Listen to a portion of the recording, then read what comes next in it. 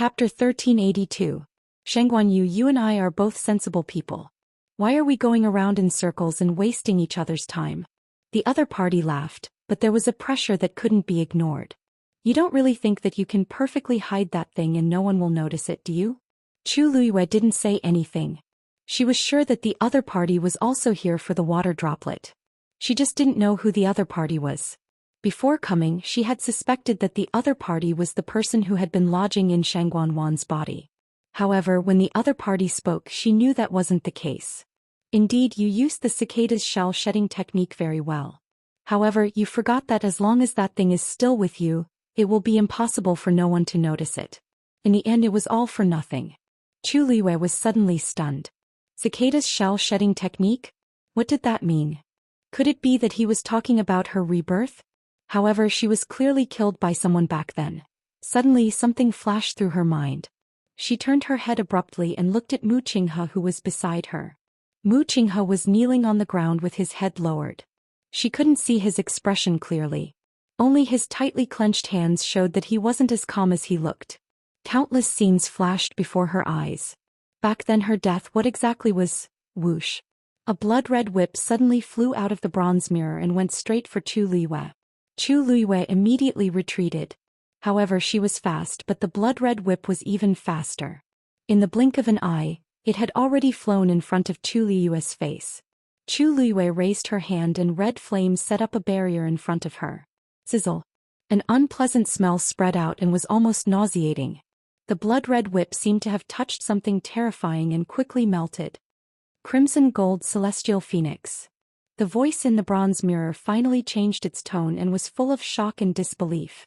Then the person sneered. I didn't expect that after not seeing you for so long, your luck is still as good as before even though your strength has dissipated. There was too much information in his words. Chu Luiyue dealt with it while thinking about it in his heart. This guy. She had actually seen it before? And from the looks of it, he had known for a long time that the water droplet was in her body. But another blood whip lashed out. This time the power contained in it was clearly much stronger than before. A hole appeared in Chu Luiyue's barrier. The blood whip was extremely nimble and cunning, and it quickly spread out from within. He viciously struck at Chu Luiyue. Chu Luiyue was alarmed. He was definitely stronger than the exalted gods. If she were to be hit by this attack, she would probably lose half of her life. In an instant, Chu Luiyue's body flashed with a golden light. At the same time, a black shield suddenly appeared on her left hand. Boom. The blood-red whip viciously struck the black shield. Chu Luiyue's qi and blood surged and she suddenly spat out a mouthful of blood. A terrifying power wrapped around her body and she flew out uncontrollably. Bang. She crashed heavily into the wall behind her and then fell to the ground. Her back almost split open. Intense pain engulfed her entire body. Her face instantly turned pale. Mu Qinghe knelt on the ground, her head bowed even lower and her hands clenched even tighter. What a pity. That thing has already recognized you as its master. It will take some effort to get it out. As he spoke, the blood whip had already transformed into a long knife. It stabbed straight at Chu Luiyue's lower abdomen. Suddenly, the void in front of Chu Luiyue rippled. The blood-red long knife was silently blocked just like that. Chu Luiyue was stunned. She looked up and saw a tall figure walking out of it. He was wearing a black brocade robe today, and his whole body was emitting a shocking cold aura. His every movement was oppressive and noble, but also arrogant and indifferent. What was even more shocking was that the hem of his robe was already stained with blood. As he walked, there were even drops of blood dripping down. It seemed that he had just rushed over from a fierce battle. The thick stench of blood made it hard for people to breathe. However, Chu Luiyue's heart suddenly calmed down. It was as if with this person around he could shelter her from all the wind and rain and she would be worry-free. He raised his hand and clenched it in the air. Bang! That extremely ferocious blood-red long saber actually shattered into pieces just like that, and then it completely dissipated into nothingness. Rongxiu. The man in the bronze mirror also seemed to be very shocked. What are you doing here? Rongxiu chuckled. She's here, so it's not strange that I'm here. But it seems that I've disappointed you? The other party was silent for a moment and then he sneered. You're more difficult to deal with than before. It's your people who are too weak. Rong Xiu said lightly as if the clouds in the wind were blowing. The other party seemed to be choked and unable to speak. Chu Liwei was about to speak, but suddenly felt a wave of fluctuation in her dantian. Crack. A faint cracking sound was clearly transmitted into his ears. It was that the black pyramid had cracked open again. There seemed to be something inside that was ready to rush out. Rong Xiu suddenly looked back. Chu Liwei looked up in shock. The two of them looked at each other. For a moment, endless thoughts and longings surged in her heart. They had not seen each other for a while, but Chu Liwei felt that it had been too long. She opened her mouth, and her voice was so weak that it seemed to dissipate with the wind at any time. Rong Xiu. As soon as her voice fell, countless images flooded into her mind. She closed her eyes and fell to the ground.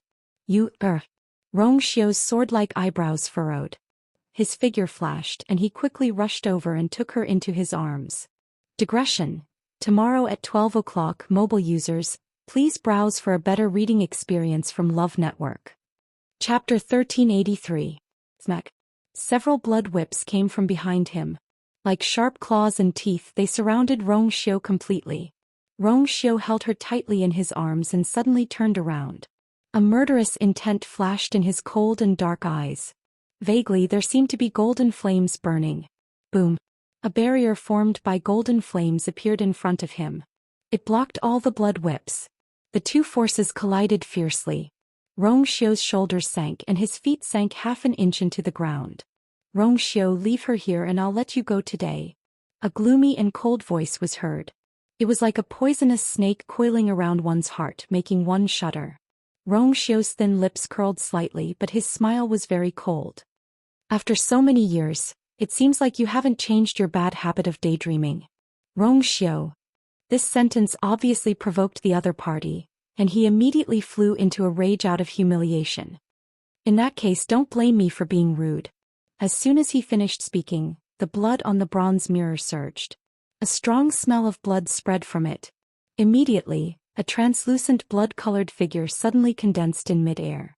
It was a middle-aged man with blank eyes and a stiff and lifeless expression like a puppet. He quickly flew toward Rong Xiu. Then a second figure appeared one after another. He attacked from another direction and surrounded Rong Xiu. Rong Xiu narrowed his eyes slightly. These two people were actually god venerables who were even more powerful than high gods. You're willing to go all out? Rong Xiu raised his eyebrows slightly, and the golden flames in his eyes burned even more fiercely. This kind of special puppet without a physical body or divine body was created by a real cultivator using a secret technique. Once it was summoned, it could only experience one battle. After that, it would die. However, this was not without its benefits. These special puppets could often use all their strength in battle. They could use all their strength at once.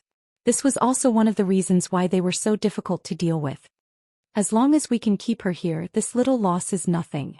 The other party chuckled. She managed to escape in the past, but this time, it won't be so easy. Rong Xiu looked down at the person in his arms. Chu Liwei seemed to have completely fainted. His eyes were tightly shut and his face was pale. Her thick and long eyelashes trembled slightly, as if she was trapped in a terrifying nightmare. Rong Xiu's heart felt like it was being squeezed by something. He hugged her even tighter, carefully lifting her head and burying it in his chest. After making sure that she wouldn't suddenly wake up, he looked up. Let's end this quickly, he said indifferently.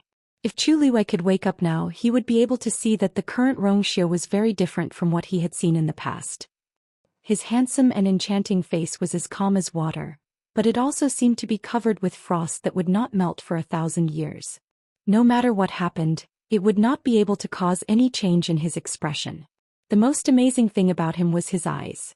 Two pupils, one bright gold, the other black. The golden flames burned fiercely. The holy light seemed to be able to burn all the filth and despicable in the world clean. The thick ink in deep water surged, cold and noble, and seemed to be able to cover and devour everything in the world. These two strong and opposite colors appeared on his body at this time, but it was not abrupt at all. Instead, it seemed incomparably harmonious. My patience is limited, he said word by word. The cold voice echoed in the entire space, like a saint's ruling. Bah! What the hell is this place? We've been busy for so long, but there's still no sign of it breaking. In the canyon, everyone gathered here. After several attempts, the silver barrier still did not move. Finally, someone could not help but curse. That Chuyu is just a rank 9 warrior and he can enter and exit freely. Instead, so many of us working together is useless. What the hell? As soon as these words came out, the faces of everyone present turned ugly. Which one of them was not much stronger than Chuyu, but no matter how hard they tried, they still could not open this barrier. If no one could enter, then it would be fine. But there was a Chuyu in front of them who could enter and exit at will. With such a comparison, who would feel good in their hearts? The people of Lingxiao College are really cunning. They left just like that. If Hua Feng and the others were still here, they would definitely go and ask for an explanation. Bang! Jin Di stabbed the spear in his hand into the ground. The stone was hard and this directly shook his hand until it went numb. This made his already unhappy mood even worse. There must be something wrong with this place. And that Chuyu. He's not a simple person. At the beginning he only thought that the other party was an ordinary youth and did not put him in his eyes at all. Now it seemed that he was completely wrong. If he was really ordinary, he would not have been able to snatch the treasure from Jin Lei. And he would not have caused Jin Lei's death. Jin Di slapped his forehead heavily. Why didn't he think of this before? I think it's not a good idea for us to continue like this. Why don't we wait for Chuyu to come back and let him open the barrier directly? I think this shouldn't be difficult for him, right? A middle-aged man snorted coldly. His expression was unhappy and his tone was a little strange. Demigods and high gods gathered here, but they're not as good as a stage 9 warrior. If word gets out, I'm afraid no one will believe it. Enough. What's the use of saying this now? Besides, Chuyu has already been taken away. Whether he can come back or not is another matter. By the way, speaking of this, do you know the identity of the group of people who took him away before? Everyone shook their heads, indicating that they did not know. Jin Di sneered. I don't know their origins, but I can see that the old man in the lead is a real god. Don't forget, the one who wants to see Chuyu is his master. What kind of person would the master of a god expert be? Just thinking about it sent chills down one's spine. Whoever wants to wait, just wait. Waiting for Chuyu to come back might not be as promising as waiting for him to break through to the god realm. These words calmed many people down. But this was still a dead end. They couldn't open the barrier even if they worked together, and it was also uncertain whether Chuyu could come back. Were they going to stay here forever? Jin Di frowned and looked at the door. What was inside? On the other side, Elder Hua Feng and the others had already left. It was snowing heavily again. The cold wind whistled and every step consumed more energy. Everyone was silent as they walked forward. After an unknown period of time, Elder Hua Feng looked at the green jade token in his hand and finally heaved a sigh of relief. They're right in front. Mobile users, please browse and read. A better reading experience comes from the Love Network. Chapter 1384. Hearing this voice, everyone came back to their senses. Their spirits were much higher as they raised their heads to look. However, the snow in front of them seemed to be no different from other places. Elder Hua Feng quickly realized this and the smile on his face froze for a moment. He glanced down again. The light spot on the green jade token was indeed not far ahead. There shouldn't be a mistake this time. Elder, if Elder Bo Yen and the others are really in front, they should be able to sense our arrival, right? But why isn't anyone coming out? Sure, Ru and the others came with him. Although their auras were still weak, they had recovered a lot. You guys wait here first, I'll go take a look. With that, Elder Hua Feng took the lead and walked forward. 2 other elders followed after him. Elder Hua Feng wanted to refuse, but in the end he chose to go with them. After walking for a distance, the 3 of them stood still and looked at a large open space in front of them in shock. That's right, it was an open space. In this place, the snow had melted and there was not a single snowflake on the black ground. Even the snow that was falling from the sky seemed to have deliberately avoided this place and landed on the side. It was as if there was an invisible enchantment that surrounded this place. Bo Yen should be here. Why isn't there anyone? Elder Hua Feng frowned and muttered in a low voice. Could it be that it's the same as before? No. Suddenly, a thought flashed through his mind. There below. The other 2 elders were originally confused, but when they heard this, they were shocked. What? Elder Hua Feng stared at the empty ground. In the dark, he could vaguely sense a trace of origin power surging. "Elder, what's wrong?" The people behind saw them standing there without moving for a long time and were afraid that something had happened, so they hurriedly rushed over. When they saw the scene in front of them, they all fell silent. This, Shi looked at Elder Huafeng with uncertainty. Elder Bo Yan and the others are really here? Elder Huafeng took a deep breath. "I'm afraid they're below." Shi Ruer's pupils constricted. "It can't be. What's going on down there?"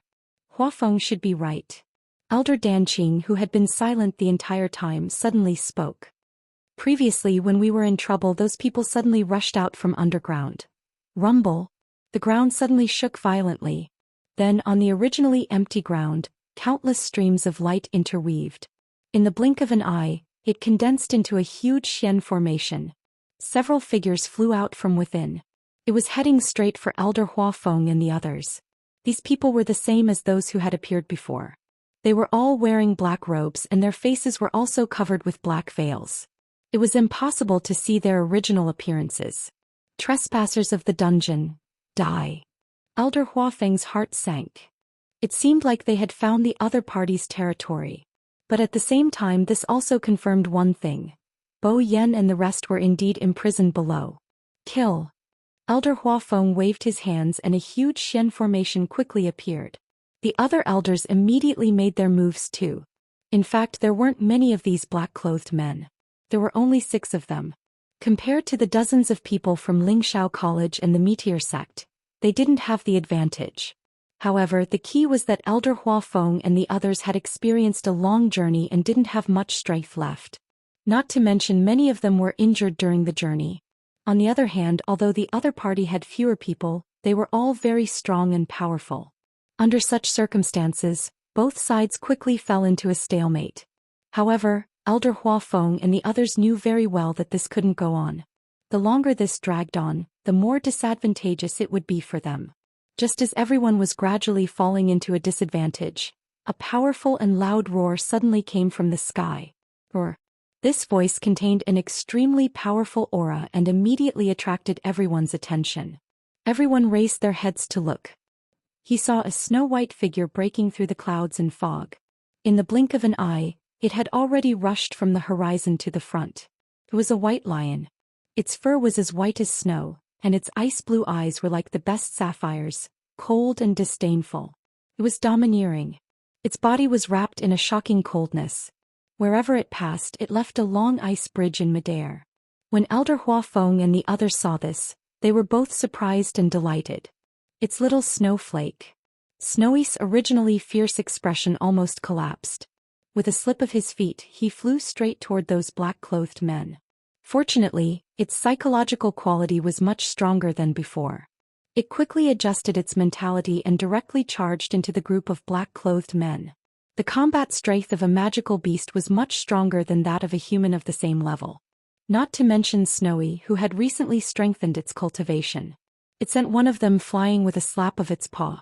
With a swing of its head, it knocked the other one away. The sound of bones shattering was particularly pleasant at this moment. The situation on the battlefield instantly changed.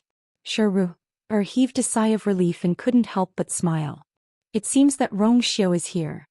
The others obviously realized this as well, and their expressions became much more relaxed. Elder Huafeng glanced at the 2 elders beside him. "You guys watch over here first.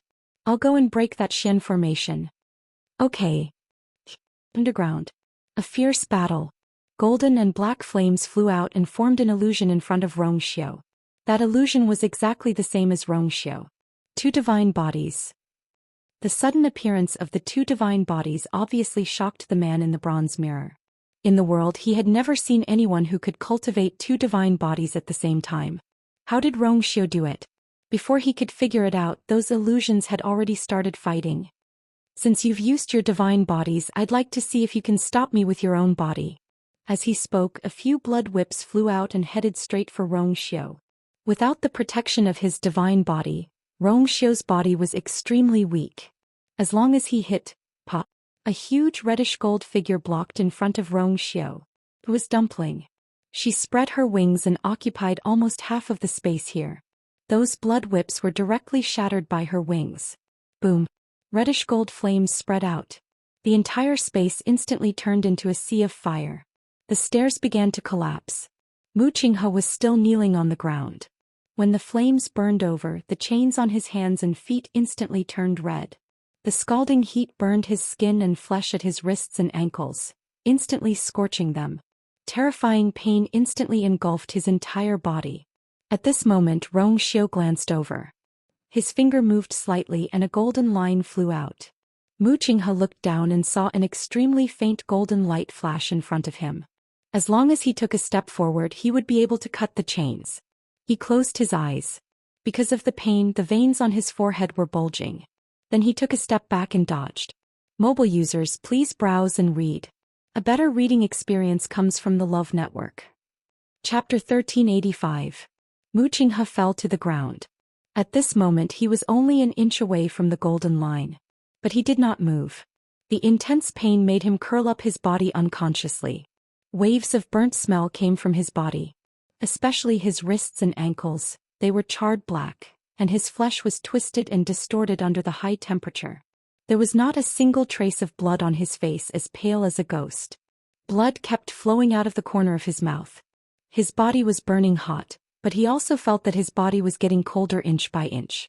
Along with his skin, muscles, blood, bones, it was like falling into an abyss. His consciousness was also gradually blurring. In his blank mind, there was only a familiar, smiling face left.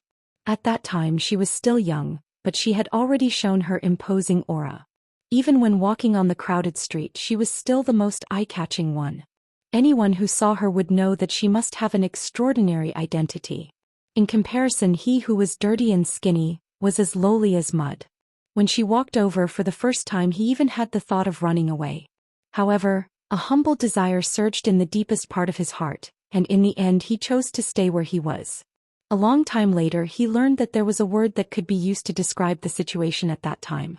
The difference was like heaven and earth. "Then come with me."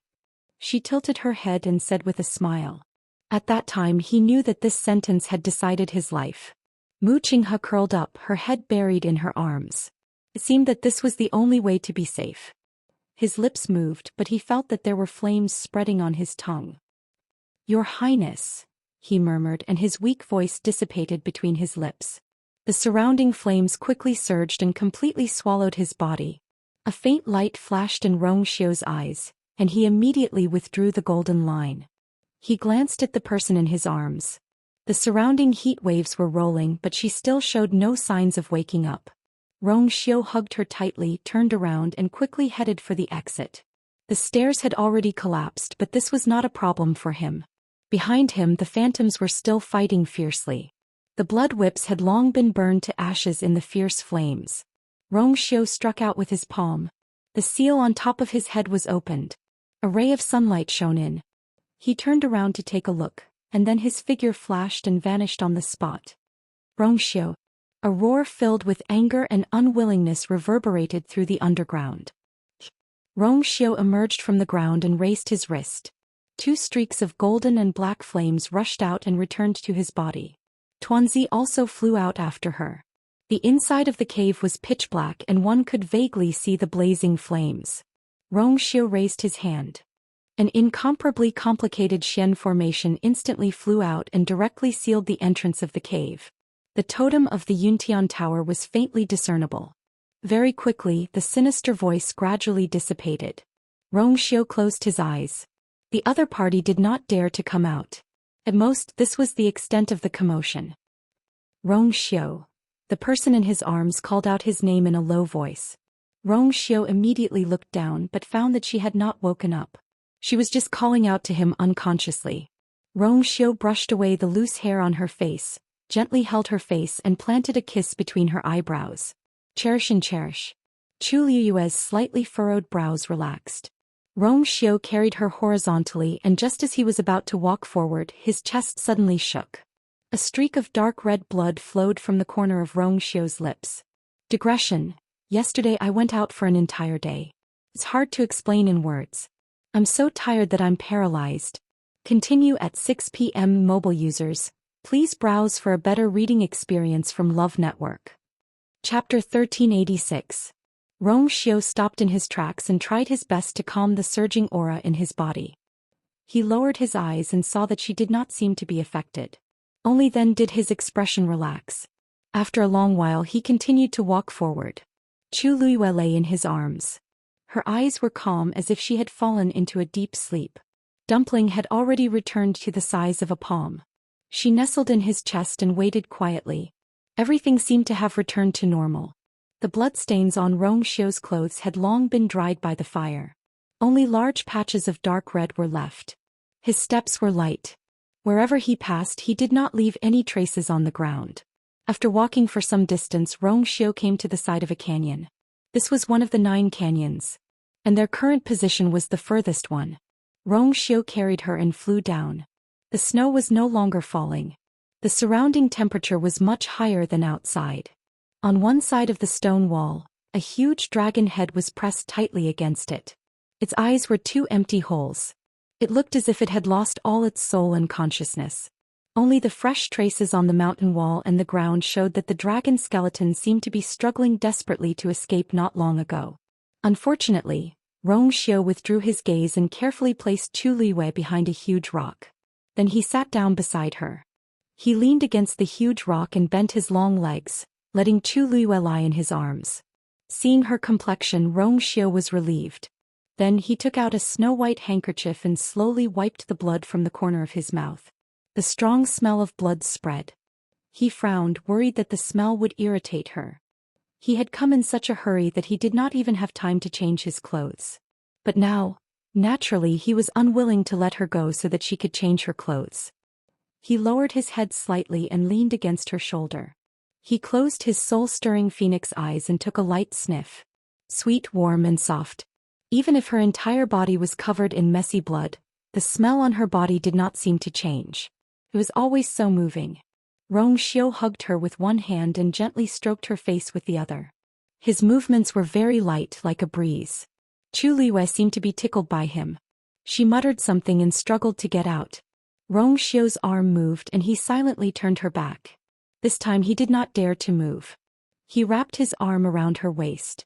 After not seeing her for a long time, she seemed to have become thinner. Her sleeping face was so moving. But Rong Xiu knew that she was not as calm as she looked on the surface. His body was aching. The seal was about to be broken. On the other side, with Shue's help, Elder Hua Feng and the others heaved sighs of relief. There were a total of 6 people and Shui had already taken care of half of them. The remaining 3 were also injured and their combat strength had greatly decreased. In addition, the other elders and the others blocked them together. Finally, Elder Hua Feng had enough time. He stared at the Xian formation on the ground. It was clearly bone-chilling weather, but he was sweating profusely. His hands were constantly waving as he adjusted the Xian formation. Finally, at a certain moment, the 2 Xian formations were completely compatible. As the subtle fluctuations spread, Elder Hua Feng's heart started to beat violently. He took a deep breath and didn't dare to blink. He carefully controlled the Xian formation. A crack appeared on the Xian formation on the ground. The Xian formation had been broken. This sudden movement caused the black-clothed men to immediately turn around. They were both shocked and furious. However, just when everyone thought that they were going to rush over to stop them, their expressions suddenly changed. Then they quickly ran in a certain direction. Their movements were very sudden, and the elders were unable to stop them in time. Shui raised her head and glanced at them. No one knew what she was thinking, but she did not chase after them. Soon, the figures of the black-clothed men disappeared from everyone's sight. Boom! A loud sound came from the ground. Elder Hua Feng couldn't care less about those people and hurriedly retracted his gaze. The Xian formation on the ground was quickly dissipating. At the same time, a crack appeared on the ground. The thick ground spread to both sides. An entrance gradually appeared in front of everyone. When the ground finally stopped moving, Elder Hua Feng couldn't help but gasp when he saw the scene in front of him. Even though he had already made sufficient mental preparations, he still couldn't hide his shock when he saw this scene with his own eyes. There was a huge staircase that led downwards. Looking inside, it was pitch black and nothing could be seen clearly. Only the pungent smell of blood gushed out from it. It wasn't hard to imagine what kind of scene would be below. Elder Bo Yen and the others are below? Shiru walked closer, her face filled with worry. You guys stay outside first. We'll go in and take a look. Elder Huafeng suppressed the emotions in his heart and said in a deep voice. Elder Danqing took a step forward. I'll go too. Elder Huafeng nodded. Everyone stood at the side and waited patiently. Elder Danqing walked to the edge of the entrance and suddenly turned around. Jiang Juan, who was standing behind the crowd, suddenly felt a chill down her spine and subconsciously looked up. He happened to meet Elder Danqing's gaze when he looked at Elder Danqing. Elder Danqing said indifferently, when we find Bo Yen and the others, we should be able to ask them what they have experienced during this period of time. For some reason Jiang Jiwan suddenly shivered. Mobile users, please browse and read. A better reading experience comes from the Love Network. Chapter 1387. I hope they're all safe. Elder Huafeng didn't notice the abnormality in Elder Danqing's expression as he walked down. Stepping on the ice-cold steps, his heart actually trembled as well. Suddenly footsteps came from below. Elder Huafeng's heart tightened and he immediately became vigilant. He gathered force in his palm and was about to make a move. In the next moment a familiar voice sounded. Huafeng, it's me. Although this voice was a little weak, Elder Huafeng still recognized the other party's identity. A look of joy appeared on his face as he hurriedly looked down. Bo Yen. Is that you? The footsteps were getting closer and closer. It was obvious that someone was walking up. Soon an old but familiar face appeared in his line of sight. It was Elder Bo Yen, whom he had not seen for a long time. Elder Huafeng hurriedly took a few steps forward and went over to support him. Bo Yen. How are you? He had known Elder Bo Yen for so many years, but this was the first time he had seen him so weak and haggard. When he got closer he saw that Bo Yan's body was covered with several injuries. Elder Huafeng's expression changed. Let's not talk about this for now. There are still many people down there. Elder Bo Yen waved his hand and said. What? Oh good. Good. Elder Huafeng reacted quickly and helped Elder Bo Yen up. Then he turned around and waved at the other elders. The few of you come with me and bring them up. Yes. The few of them followed Elder Huafeng and rushed down. The rest of the people gathered around Elder Bo Yen. Seeing him like this, everyone was shocked and stunned. In the entire Lingxiao College, Elder Bo Yen was definitely one of the strongest people. What kind of trouble did they encounter that even he was reduced to such a state? On the other hand, Elder Danqing heaved a sigh of relief when he saw him like this. Fortunately, he was still alive. Are the others okay? Elder Bo Yan's expression was solemn as his lips moved. 7 people died. 3 of them were elders of the academy. When the crowd heard this, they were all stunned. For a moment they didn't know what to say. Elder Danqing was silent for a moment before shaking his head and sighing. We've done our best. This is already very good. You don't have to blame yourself too much. Based on the situation they had encountered before, plus the fact that they had been imprisoned here for so long, the death of 7 of them was already the best result. Pain flashed across Elder Bo Yan's face. In the end, I was too rash. He only felt that this was an opportunity for his students to gain experience, but he had neglected the possible risks that existed here. He was responsible for every one of their deaths. Elder Danqing paused. Jiang Jiwan is over there. As he spoke, he even raised his chin in that direction. Everyone looked over with different expressions on their faces. There was a problem. Why didn't Elder Danqing mention anything else but Jiang Jiwan? Furthermore, judging from his tone, it didn't sound like anything good. What? Elder Bo Yen was evidently taken aback as he turned his gaze and looked over. Sure enough, he saw Jiang Ziyuan, who was standing at the back of the crowd and trying her best to minimize her presence. Elder Bo Yen frowned and said ambiguously, "You're quite lucky." Jiang Jiwan lowered her head, her entire body stiff, and she didn't dare to move. The corners of Elder Danqing's mouth twitched, but there was no smile on his face. That's right. Elder Bo Yen and the others struggled with all their might, but 7 of them still died. On the other hand, Jiang Ziyuan escaped alone and actually withstood it. It had to be said that sometimes the heavens were indeed blind. I've already severed my master-disciple relationship with her. As for how to deal with it in the future, it's up to you. Elder Danqing said. Elder Bo Yen looked at him with a complicated gaze. He originally thought that Elder Danqing would be reluctant. He didn't expect him to be so straightforward. However, it made sense. If anyone was used as a shield by their most trusted and beloved disciple, no matter how much affection they had, it would vanish into thin air. Furthermore, that person chose to betray him without hesitation in order to survive. It would be strange if the person who was betrayed could still be forgiven. Got it. We'll talk about it when we return to the academy. Elder Bo Yan didn't want to waste any more time and energy on Jiang Jiwan. At least for now, the safety of the other elders and students of the academy was more important. Elder Danqing nodded slightly. Knowing that he had already made a decision, he heaved a sigh of relief. He felt a little disappointed but more like relief. How could Jiang Jiwan not understand the meaning of these words? Her legs went weak and she almost knelt on the ground. There seemed to be something buzzing in her mind. What should I do? What should I do?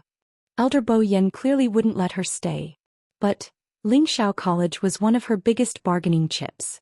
If she was chased out, wouldn't she lose all her face in the Divine Ruins world in the future? How could she continue in the future? Jiang Jiwan took a deep breath and tried her best to calm herself down.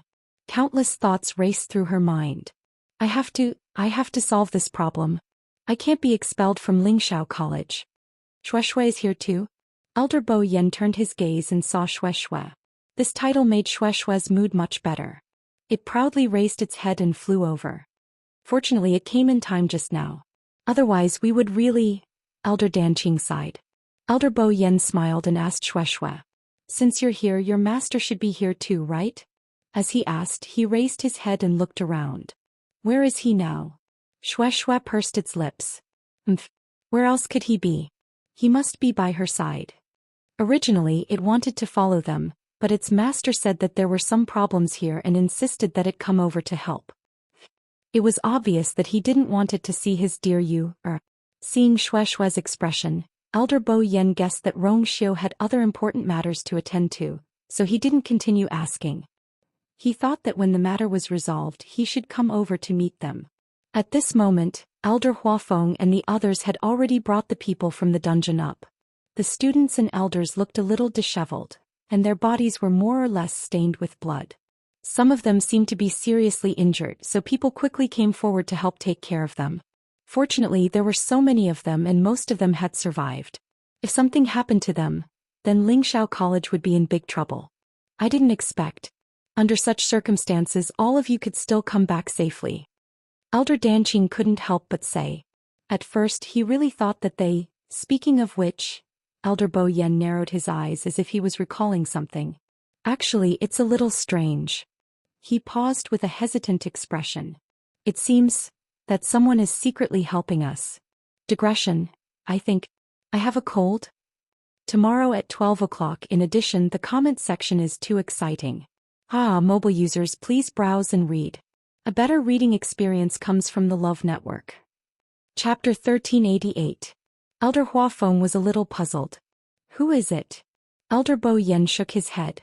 I don't know, but when we were in danger, it seemed that someone secretly helped us and allowed us to escape.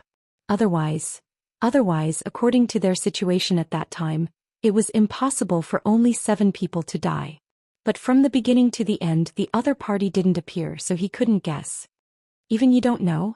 That's strange. Who would help our Lingxiao College and not leave their name? Elder Huafeng frowned, but he quickly relaxed and smiled. Forget it. I don't think I can think of anything now. Let's go back first. It's always good that someone can help. If we find out who it is in the future, we'll thank them properly. Yes. Elder Bo Yan nodded. Suddenly he thought of something and asked, by the way, why are you here? Elder Huafeng and the others looked at each other. As expected, someone did this behind their backs. Bo Yan and the others didn't know at all. Elder Huafeng handed over a green jade token. Isn't this the one I lost before? Elder Bo Yan took it and said in surprise. We received the news from above, so we came over. But after we came, we realized that it wasn't you who did it. Elder Huafeng put his hands behind his back and pondered for a moment. Until now, we still don't know who the person behind it is. Wanjing. As he spoke, he saw Elder Wanjing walk out from below. Elder Wanjing raised his head and looked over. He suddenly walked out of the dark dungeon. He was still not used to the light outside, which made him squint his eyes. Seeing that Elder Huafeng seemed a little nervous, he was a little puzzled. What's wrong? Elder Huafeng took a deep breath and said apologetically, I'm sorry. I'm sorry for not being able to help you look after Chuyu. Elder Wanjing suddenly came to his senses. What did you say? He came with us at that time. But then a group of black-clothed men suddenly appeared and said that their master wanted to see him, so they took him away. The other party had a venerable god expert. We were helpless and could only watch as Chuyu left with them. Elder Wanzheng's expression changed and he took a few steps forward. Chuyu also came here with you? Elder Huafeng pursed his lips, his throat dry. Although it was Chuyu who took the initiative to request it in the end, it was still his responsibility. If he had insisted on rejecting her back then, how could he have? Elder Wanzheng's face paled. The man in black, Supreme God Expert. Weren't those the people who had attacked them before? However, why do they want to see Chuyu? Furthermore, he was the other party's master? Even though there were so many of them here, they hadn't heard anyone mention a single word about their master. Elder Huafeng closed his eyes. We don't know either. This is my fault. I'll take responsibility for everything. Elder Wanjing raised his palm indicating that there was no need to speak. He took a deep breath and suppressed the surging emotions in his heart with great difficulty. Where's he now? Elder Wanzheng's voice was cold. He spent a great deal of effort to restrain himself from getting angry. Because he knew that this was absolutely not Elder Huafeng's fault. But if something really happened to Chuyu, he didn't know if he could remain so calm. Elder Huafeng clenched his fists tightly, his heart filled with self-blame and guilt. Their whereabouts are mysterious. Of course they still didn't know. Wasn't it easy for a god of venerables to take someone away and hide someone in this boundless snowfield? The surroundings fell into a dead silence. Everyone knew how much Elder Wanjing valued this disciple of his. Now that something like this had happened, how could he not be worried? I'll go look for him myself. Elder Wanjing turned around and was about to leave. Elder Bo Yen shook his head. Wanjing, you don't even know where he is now. Where are you going to look for him? Elder Wanjing stopped in his tracks and clenched his fists tightly. Was he going to just wait like this? He couldn't do it either. Elder Bo Yen pondered for a moment and said, This place is dangerous. We have to leave with the remaining students as soon as possible. Even if the Heavenly Square Cauldron appears, we won't. The news about the Heavenly Square Cauldron is fake. Elder Huafeng couldn't help but interrupt. Then, under everyone's astonished gazes, Elder Huafeng briefly explained what had happened earlier. So, there's a 99% chance that this news was deliberately released by someone to lure everyone here. If the Heavenly Square Cauldron really appeared, then the Three-Eyed Eagle clan wouldn't use a fake Heavenly Square Cauldron to scare people. Elder Huafeng paused for a moment before he asked with uncertainty. And from the Three-Eyed Eagle's reaction, the Heavenly Square Cauldron already had an owner a long time ago. But I didn't ask for the details. I think Chuyu might know more about it. After a short silence, Elder Bo Yen smiled bitterly. I see. Actually, we already felt that something was wrong before, but we didn't expect it to be so. It seems that everyone has been deceived this time. But I don't know who the mastermind is. Why did he go through so much trouble to lure so many first-rate families here? I can't figure it out. It was really puzzling. I think it's better if we don't continue to participate in this show. Elder Bo Yen thought for a moment and pointed at a few people. Leave a few of you here to search for Chuyu's whereabouts. The rest of you follow the main group back. Elder Bo Yen. A young woman's voice suddenly sounded. Many people looked in the direction of the voice. Luo Shishir? Elder Bo Yen looked at her inquisitively. What do you want to say? It could be seen that Luo Shishir was a little nervous and apprehensive, but after taking a deep breath she still spoke firmly.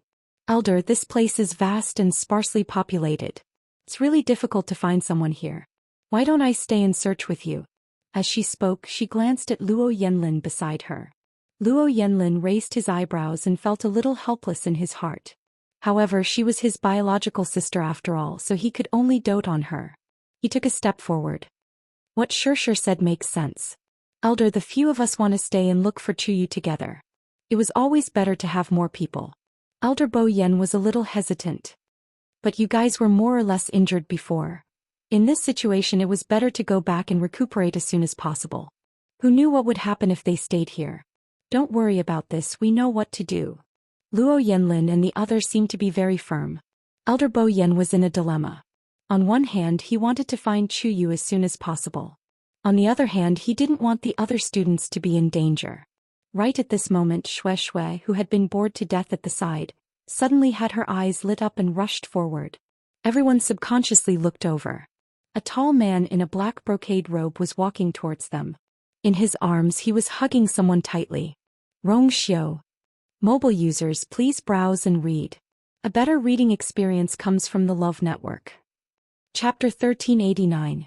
Elder Bo Yen and the others were both surprised and delighted as they hurriedly stepped forward. When they got closer, they saw that the person in his arms was actually Chu Yu. However, Chu Yu's eyes were tightly shut and his lips were pale. It seemed that his condition wasn't very good. Rong Xiu's clothes were also stained with dark blood. The thick smell of blood made people feel a little uncomfortable. One could imagine what kind of bitter battle the two of them had gone through. Elder Wanjing was filled with worry. Chu Yu, she's exhausted and has temporarily fainted. Rong Xiu explained calmly. She'll be fine after she goes back and recuperates for a while. Only then did Elder Wanjing feel relieved. That's good. That's good. However, his eyes were still fixed on Chu Liyue. It was obvious that he was still afraid that something would really happen to her. Elder Huafeng came back to his senses. Rong Xiu, did you specially go to save Chu Yu? As soon as these words were spoken, everyone fell silent for a moment. Rong Xiu nodded slightly. Many people looked at each other in dismay, their hearts filled with shock. In Lingxiao College, who didn't know that Rong Xiu had always taken care of Chu Yu? The two of them had a close relationship. But today they finally saw it for themselves. Rong Xiu actually risked his life to save Chu Yu. Looking at his blood-stained body, it wasn't hard to imagine what had happened before. But he still brought Chu Yu back. I'm afraid it's not an ordinary matter anymore, right? Rong Xiu had a cold personality. He wouldn't even look at unrelated people and things. But now he was actually willing to help Chu Yu like this. It was really surprising. Did you see those people who took Chu Yu away and their master? Elder Huafeng asked anxiously. A faint light flashed in the depths of Rong Xiu's eyes. When I arrived, I only met two subordinates, but I didn't see their master. Elder Huafeng was a little disappointed but also a little relieved. That's good too. It's best that he came back safely. In this way it would be difficult for them to find out who the mastermind was. However, the fact that the two of them were able to return safely made them feel even more fortunate. I wonder if Chu Yu has seen the other party? As for these questions, he could only ask them later. Since everyone is here, let's not stay here any longer. Let's go back first. Elder Bo Yen said. Elder Huafeng suddenly thought of something. Wait? The people around him looked at him. Elder Huafeng hesitated. If we leave just like that, then what should we do about the place where Chu Yu broke through earlier? If he guessed correctly, those people should still be waiting there. I wasn't worried about anything else, I just didn't know if Chu Yu had left anything over there. After all, he stayed there for quite a long time. In reality, a few days was not a long time. However, compared to others who were unable to enter, it was indeed special. Every time he thought of the scene where Chu Yu was able to enter and exit freely, and the other top experts were still unable to open it even after working together, a strange and absurd feeling would always surge in Elder Huafeng's heart. Rong Xiu's lips curved up slightly. Elder Huafeng, don't worry. Based on her personality, how could she leave such a hidden danger behind? Moreover, that place was already. He paused. We'll just go back. There's nothing to see here. Rong Xiu's tone was always clear and indifferent, but it carried a noble aura that no one could disobey. Only then did Elder Huafeng relax. Since you've already said so, then, shall we leave now? Rong Xiu hugged her even tighter and looked down at her. Yes. They had to go back as soon as possible. Just like that, the hundreds of people from Lingxiao College embarked on their return journey. Fortunately, the journey back was very smooth and they did not encounter any more trouble or danger.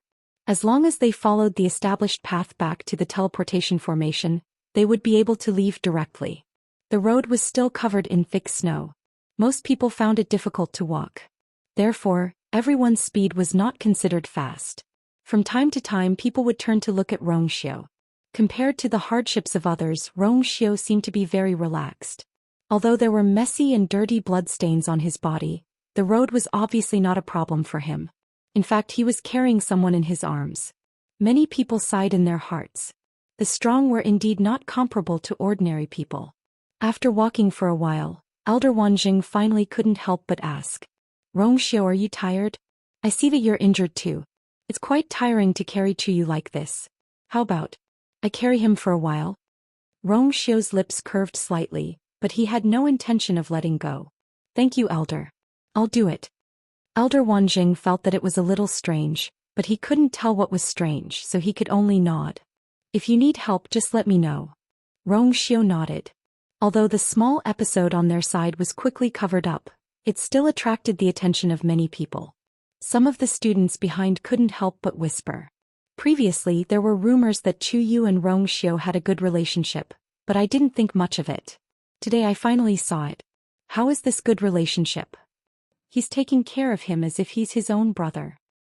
Even if it's his own brother, he might not be like this, right? Hasn't Rongxiu always been obsessed with cleanliness and doesn't like to be close to people? Now it seems it's just different people. I really don't know what kind of luck that Chuyu has to be able to be favored by Rongxiu so much. I heard that the two of them actually know each other, so their relationship is so good. Think about it, if it wasn't for this, would Chuyu have risked his life to help Rongxiu block a blow? Rongxiu wouldn't easily treat someone so well, right? Chuyu's origin is also quite mysterious. I've never heard of his background. Maybe everyone was discussing and making all kinds of guesses. Obviously, today's matter had indeed given them a huge shock. Think so. Senior Rongxiu has been in the academy for several years, right? I've never heard of him taking care of anyone like this. Even when it came to Jiang Ziyuan back then, he had never spoken up for her in public. Look at Chuyu. The difference in treatment is like heaven and earth. That's right. I used to think that he treated everyone like that, but who knew? Hey, Jiang Jiwan always said that she and Senior Rongxiu were childhood sweethearts, and even said that she was the first candidate for the princess of the Yuntian Tower. But today, Senior Rongxiu didn't even look at her. If there's really something between them, why would Senior Rongxiu be so indifferent when he saw Jiang Jiwan's injured appearance? I think before it was just Jiang Jiwan's unrequited love. Jiang Jiwan has already broken off her master-disciple relationship with Elder Danqing. I think this time when she goes back, I'm afraid she won't even be able to stay in the academy. A group of people roared with laughter, and some of them turned their heads to admire Jiang Jiwan's expression. Jiang Jiwan's chest and abdomen seemed to be surging with magma, as if it would suddenly erupt in the next moment. Mobile users, please browse for a better reading experience from the Love Network. Chapter 1390. But she still endured it. Now everyone was waiting to see her make a fool of herself. Those who tried to curry favor with her in the past were now avoiding her as if there was something terrifying about her. Jiang Jiwan was furious, but she could only swallow her anger. She knew that her situation had reached the worst. If she didn't think of a way to get Elder Danqing to retract his order, then what awaited her when she returned was to be expelled from the academy. Zhang, what's wrong? You don't look too good. Liang Xiaoxiao walked over and seemed to be very worried. As she spoke, she sized up Jiang Jiwan from head to toe as if she was admiring her sorry state. Jiang Jiwan sneered in her heart. If Liang Xiaoxiao really cared about her, she would have come over long ago. Why wait until now? She was just making a fool of herself. Suddenly, Jiang Jiwan recalled something from before and her expression changed slightly. She squeezed out a smile. Don't worry, I'm fine. But you... Xiaoxiao, so many first-rate families and clans are here this time. Your Liang family should be here too, right? Liang Xiaoxiao was stunned. She didn't expect her to suddenly mention this. I don't think so. Previously, she had sent a letter to her family. Her father said that he was busy with some matters in the clan recently and couldn't get away, so he didn't plan to get involved in this mess. Why? Did you see our family before? Liang Xiaoxiao immediately became alert. Jiang Jiwan laughed. No, I'm just asking casually. After all, this place is quite dangerous. Once you're here, it won't be so easy to leave. Liang Xiaoxiao's brows furrowed quickly. For some reason, Jiang Jiwan's smile made her feel inexplicably awkward and uneasy. She was no longer in the mood to continue teasing her. After a few perfunctory words, she turned around and left. Looking at her back view, the smile on Jiang Jiwan's face slowly turned cold. Pfft. It seemed that the Liang family hadn't received the news yet. At the very least, Liang Xiaoxiao still didn't know. Liang Shaokong was the legitimate son of the Liang family. Now that he had died for no reason, the Liang family would definitely not let this matter rest. Thinking of this, she quickly took a few steps forward. Elder Huafeng, I have something to say to you. Elder Huafeng was originally talking to Elder Bo Yan and the others, but when he heard this he turned to look at her. What? Jiang Jiwan's hands were clasped together as if she was a little nervous. This will only take up a little of your time. Many people in the surroundings looked over curiously. Elder Huafeng pondered for a moment before walking over. Jiang Jiwan walked to the side. The two of them walked out of the crowd. Elder Huafeng simply set up a barrier to isolate the conversation between the two from the outside world. Can you tell me now? Elder Huafeng knew that Jiang Jiwan suddenly looked for him because it must be something important, so he was a little patient. He wanted to see what else Jiang Jiwan was going to do. Jiang Jiwan pursed her lips. She did not beat around the bush and went straight to the point. Elder, I want to ask you for a favor. That is, can you help persuade my master to take back his order? Elder Huafeng almost thought that he had heard wrongly.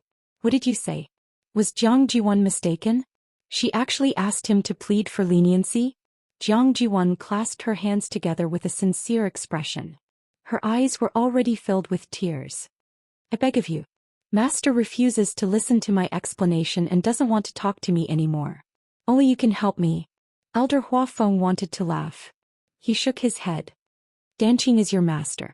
He has been doting on you for the past few years. This time he did this because you were in the wrong first. He has always been stubborn. Once he has made up his mind, he will never change it. Even if I persuade him, it will be useless. Although he didn't know what Jiang Jiwan had done from the reaction of Danqing, Bo Yan and the others, it was most likely an unforgivable sin. He didn't like Jiang Jiwan to begin with, so why would he be willing to speak up for her? Jiang Jiwan, you have to know that once you make a mistake you won't have the chance to start over. With that, Elder Huafeng turned around and was about to leave. There was no point in continuing to chat with Jiang Jiwan. Because until now she still didn't repent and tried to use all sorts of methods to continue staying in the academy. This kind of person was unreliable. Elder. Seeing Elder Huafeng's firm attitude, Jiang Jiwan made up her mind. Elder Huafeng turned around and was stunned when he saw Jiang Jiwan's gaze. In the eyes of outsiders she still looked weak and pitiful. However, only Elder Huafeng, who was standing close to her, could see the determination and ruthlessness in her eyes. I chatted with Liang Xiaoxiao just now. She said that the Liang family didn't send anyone this time. Elder Huafeng suddenly realized something. If they know that Liang Shaokong died here and it's our Lingxiao College's tacit approval, then how will they react? Jiang Jiwan smiled. No matter what, the Liang family is a first-tier family. Unless it's absolutely necessary, the academy shouldn't want to fall out with them, right? Elder Huafeng finally understood Jiang Jiwan's intentions. He couldn't help but sneer. Jiang Jiwan, do you know what you're doing? Threatening an elder was a serious crime. However, Jiang Jiwan didn't seem to be afraid at all and smiled gently. Do you think I'll still care about this if I'm expelled from the academy? At most she would fight to the death. Elder Huafeng stared at her for a long time. Danqing is really blind. He actually took you in as his disciple and doted on you for so many years. Jiang Jiwan's smile didn't change. Can you help me? Chu Luiyue felt as if he had fallen into a long dream. Countless images flashed through his mind. He had seen them before and never seen them before. He had heard of them before and never heard of them before. The chaotic memories surged out, almost giving her a splitting headache. It hurts. She frowned slightly and said softly. Rong Xiu looked at her, and his heart felt as if it had been rubbed by something. He bent his head slightly and wanted to kiss her, but he stopped just as he was about to do so. I almost forgot that there are these people around. After hesitating for a moment, he gently pressed his forehead against hers. The surroundings suddenly became much quieter. Elder Bo Yan looked at him with a panicked expression, his face full of confusion. Rong Xiu raised his head with a calm expression. She seems to have a fever. Digression. The cold is so uncomfortable. I want to lie down like a corpse. Translator. Endless Fantasy Translation Editor. Endless Fantasy Translation. Chapter 1391. Elder Bo Yan's expression became very strange. There didn't seem to be anything wrong with his words, but why did he feel that something was wrong? No matter how concerned he was, his actions and posture. Wasn't it a little too intimate? If a man acted like this, anyone who saw it, Elder Bo Yen felt a little flustered. This Rong Xiu only said that he had known Chu Yu for a long time. At that time he only treated the two of them as friends and Rong Xiu treated him as his younger brother. But now, Rong Xiu raised his eyes slightly and glanced over. Elder Bo Yen, do you have the clear breeze pill? Yes. Elder Bo Yen came back to his senses, took out a jade bottle and handed it over. Seeing that Rong Xiu couldn't do anything else, he took out the pill and fed it to Chu Liyue. Chu Liyue's lips were tightly shut and she couldn't send the pill in no matter what. Rong Xiu lightly patted her shoulder and softly said, "Don't worry. Be good and eat the pill." Chu Liyue snuggled into his embrace, but in the end she obediently opened her mouth. Elder Bo Yen quickly fed the pill in. The clear breeze pill melted in her mouth and Chu Liyue swallowed the pill with her eyes still closed. The entire process was as smooth as flowing water and couldn't be more natural. Elder Bo Yen retracted his hand and watched from the side, becoming more and more frightened. When has Rong Xiu ever been so gentle and kind to anyone? Previously, Rong Xiu insisted on carrying Chu Yu back and personally taking care of him. He thought that it was because Chu Yu had blocked that attack for him and he did it out of guilt and compensation. But now, in his impression, Rong Xiu had never been close to women. A ridiculous thought appeared in Elder Bo Yan's mind. The thought made his heart beat wildly. He quickly glanced at Rong Xiu and immediately retracted his gaze. Forget it. It's better not to ask about these things. At the very least, he shouldn't have such a strong tolerance right now. However, in the future, his attitude towards Chu Yu would probably have to change. Rong Xiu's lips curled up slightly. Of course, he could guess what Elder Bo Yen and the others would think when they saw this scene, but he didn't care. Bo Yen. Painting. At this moment, Elder Hua Feng had finished his conversation with Jiang Jiwan. Bo Yen and Elder Danqing turned to look at him. Their gazes swept past Jiang Jiwan, who was left behind. In fact, they also wanted to know what Hua Feng and Jiang Jiwan talked about. I have something that I need to tell you all. Elder Hua Feng's expression was solemn. This caused the hearts of Elder Bo Yen and the others to sink. What happened? Elder Hua Feng took a deep breath and seemed to be in a difficult position. Jiang Jiwan, who was standing not far away, stopped in her tracks. She looked up with pride and anticipation in her eyes. Very good. As long as Elder Hua Feng was willing to help, everything would be fine. Thinking that she had avoided a calamity, Jiang Jiwan couldn't help but heave a sigh of relief. At this moment, Elder Hua Feng suddenly turned around and waved at a certain direction in the crowd. Liang Xiaoxiao, come over here. The smile on Jiang Ziyuan's face that hadn't fully spread out froze. Uneasiness surged in her heart. Why did Elder Hua Feng suddenly call Liang Xiaoxiao over? This had nothing to do with her at all. Liang Xiaoxiao was also a little confused, but she still walked forward with everyone's gazes. She first greeted each of the elders one by one, then asked with a blank expression, "What happened?" "Elder Hua Feng, are you looking for me?" Elder Hua Feng nodded. "There's something that I need to tell you first." The surroundings quieted down. Jiang Jiwan's heart fell into an abyss. However, everything had already begun to develop in a direction that was out of her control. "Your brother Liang Xiaokong brought people here earlier," Elder Hua Feng said very straightforwardly. Liang Xiaoxiao's eyes widened slightly. "My third brother is here? Didn't Daddy say that he wouldn't get involved in this matter? Could it be that third brother secretly brought people here? He has always been a little radical. Recently, the other disciples in the family have also performed well. He should be anxious. This does seem like something he would do." Elder Hua Feng nodded slightly. "About a few days ago, when we just arrived at the canyon, we happened to meet him. At that time he was being hunted down and the Liang family members who followed him were all dead." Liang Xiaoxiao's expression suddenly changed. She moved her lips. "My brother." Elder Hua Feng paused. "I'm sorry. You know Lingxiao College's neutral position." Liang Xiaoxiao's legs went soft and she almost fell. An elder beside her hurriedly supported her. Liang Xiaoxiao only felt a burst of coldness from the depths of her heart.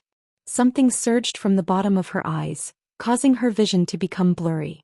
She opened her mouth but found that she couldn't say anything. Only gusts of cold wind poured in from between her lips and teeth. It was so cold that her internal organs seemed to curl up. Suddenly she seemed to have thought of something. She suddenly turned around and looked at Jiang Jiwan. Jiang Jiwan's heart skipped a beat and she looked away guiltily. But, Yuan said before, she didn't see my brother and the others. Liang Xiaoxiao gritted her teeth and said. Elder Huafeng followed her gaze and sighed. Actually, you can't blame her for this. After all, you two have been good friends for many years. She doesn't want you to be sad. Ha! Ling Xiaoxiao almost laughed out loud. Afraid that she would be sad? Didn't Jiang Jiwan ask those words on purpose? Why is she pretending to be a good person now? Elder Huafeng, I wonder if you can tell me who killed my brother? Liang Xiaoxiao clenched her hands and asked word by word. Elder Huafeng paused. At that time your brother specially asked Jiang Jiwan for help. He stayed on the spot for a long time. She should be the clearest about it. Jiang Jiwan raised her head in shock and panic. Elder Huafeng, how can you say that? Elder Huafeng blinked and seemed to be slightly helpless. This is a matter of great importance. You have to tell the truth, right? Jiang Jiwan was at a loss for words. She hurriedly ran over and rushed to Liang Xiaoxiao. Xiaoxiao, listen to my explanation. I was, pop. A loud slap sounded. Jiang Jiwan lost her balance and fell to the ground. Half of her face quickly turned red and swollen. However, she was already in a sorry state, so it wasn't particularly obvious when she went up. TV. Liang Xiaoxiao was furious. She wanted to tear Jiang Jiwan apart. Liang Xiaokong didn't enter Lingxiao College, so he wasn't familiar with the elders and the others in the college. Among those people he was most familiar with Jiang Jiwan. Of course, Liang Xiaoxiao knew that her third brother had feelings for Jiang Jiwan. However, Jiang Jiwan was proud and refused to agree, so Liang Xiaoxiao didn't interfere too much in this matter. However, this didn't mean that she didn't know how much Jiang Jiwan had received from her third brother. In the end, this was how Jiang Jiwan repaid her third brother? Jiang Ziyuan was stunned by the slap. She thought that victory was in her hands, but she didn't expect Elder Huafeng to be so ruthless and directly reveal everything. Reveal everything to the world. Mobile users, please browse and read. A better reading experience comes from Love Network. Chapter 1392. What should I do now? Jiang Ziyuan desperately tried to think of a solution, but to her despair she found that she had been pushed into a hopeless situation. Elder Huafeng had taken the initiative to make the first move, so it was inevitable that he would make Liang Xiaoxiao believe his words and think that all of this was her fault. However, the real culprits were those people from Lingyun Mountain. Moreover, she was not the only one who stood by and did nothing. Why did Liang Xiaoxiao push all the blame onto her? Xiaoxiao, you've misunderstood. I had no choice at that time. Jiang Jiwan covered her face as blood slowly seeped out of the corner of her mouth. How could I be a match for those people? Liang Xiaoxiao stepped forward and grabbed Jiang Jiwan's collar, her eyes red. Those people? Who are they? Jiang Jiwan was about to say something when she saw Elder Huafeng looking at her from the corner of her eye. He raised his eyebrows and revealed a faint smile. She suddenly shivered. No, she could not say it. If the words Lingyun Mountain came out of her mouth, then she would definitely suffer from Lingyun Mountain's revenge in the future. Lingyun Mountain was a true first-rate family. Not to mention her, even the entire Jiang family in the Immortal Water Tomb was no match for them. She must not get involved in this big trouble. I don't know. Jiang Jiwan's mouth was filled with a thick sweet taste that made her want to vomit. At that time, they were all in disguise. I didn't recognize them. Bang. Liang Xiaoxiao threw Jiang Jiwan to the ground. Although she was not as strong as Jiang Jiwan was already at the end of her rope. She did not even have the strength to fight back and could only be humiliated by the other party. Liang Xiaoxiao's chest rose and fell violently, obviously still angry. She pointed at Jiang Jiwan and smiled coldly. Good. Jiang Jiwan, I've seen through you today. From now on, I, Liang Xiaoxiao, and the entire Liang family are irreconcilable with you. Jiang Jiwan's heart thumped. What would happen if he was targeted by a first-rate family? She didn't need to use her brain to know. But this matter was clearly led by Elder Huafeng and the others, so what did it have to do with her? At that time no one present made a move. Suddenly, a white light flashed through Jiang Jiwan's mind. He suddenly understood something. Liang Xiaoxiao did it on purpose. Growing up in such a big family and being doted on so much, Liang Xiaoxiao was obviously not as stupid as she looked on the surface. In fact, she was very smart. She knew that this matter was related to the academy, but she didn't want to become enemies with the academy. Moreover, the academy was famous in the Divine Ruins world for having a high profile and never getting involved in the affairs of any aristocratic family or clan. It was understandable that they would do this. However, someone had to be held responsible for this matter. Then, she, Jiang Jiwan, had become the scapegoat. In this way she could maintain a stable relationship with the academy and avenge Liang Xiaokong. Why not? Jiang Jiwan wanted to support herself to stand up, but after trying a few times she found that her body was trembling violently. How did things turn out like this? She was clearly the one who had the upper hand before, but now, Elder Huafeng finally spoke again. Xiaoxiao, actually you can't blame her entirely for this matter. Although your brother begged her for a long time, you should be able to imagine that she was also injured at that time. How could she take care of your brother? Jiang Jiwan simply wanted to rush up and tear Elder Huafeng's mouth apart. Stop talking. Did he think that her situation wasn't miserable enough? If this continued, how could she survive in the Divine Ruins world? A cold light flashed through Liang Xiaoxiao's eyes. Don't worry. Before the matter is investigated clearly, I won't do anything to her. But after the investigation it would be hard to say. Jiang Jiwan's heart was in a mess. What else could she do in this situation? Suddenly she raised her head and looked past the crowd at the tall man in black. Right now he was probably the only one who could help her. Your Highness. Jiang Jiwan used all her strength and shouted loudly as 2 streams of tears flowed down. She didn't know where she got the strength from, but she suddenly stood up and rushed over. Although her footsteps were staggering, her speed wasn't slow. Because it was too sudden, by the time everyone reacted she had already rushed a distance away. Elder Huafeng's face turned cold. He took a step forward and blocked in front of Jiang Jiwan. He angrily rebuked, Jiang Jun, are you crazy? Jiang Jiwan was unable to get past him. She was extremely anxious and her voice became even sharper. Your Highness. Say something please. Could it be that you really have the heart to watch all of this happen? The Immortal Water Tomb is one of your 28 divisions. Even if you don't want to give face to the monk, you have to give face to the Buddha, Your Highness. Everyone looked at Rongxiu. Jiang Jiwan's words weren't without reason. The Immortal Water Tomb was one of the strongest and most powerful of the Yuntian Tower's many divisions, and Jiang Jiwan was the apple of Jiang Hetian's eye. If Rongxiu really made up his mind to speak up for her, then everyone still had to give face. Rongxiu first glanced at the person in his arms. A faint mark appeared between her eyebrows, and her eyelashes trembled slightly, as if she was dreaming of something unsettling. Rongxiu held her in his arms, then immediately turned around and looked up slightly. That pair of phoenix eyes was cold and deep, wrapped in an astonishing chill. Jiang Jiwan was swept by this gaze and actually shivered. She opened her mouth and her sharp and piercing voice suddenly became much weaker. Your Highness, you disturbed her sleep. Rongxiu said coldly. Digression. Tomorrow at 12, mobile users, please browse for a better reading experience from Love Network. Chapter 1393. The surroundings were silent.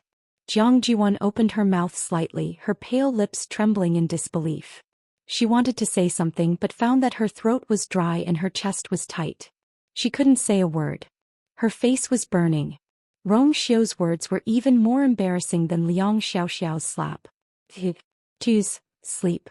Could it be that her safety was not as important as that person's sleep?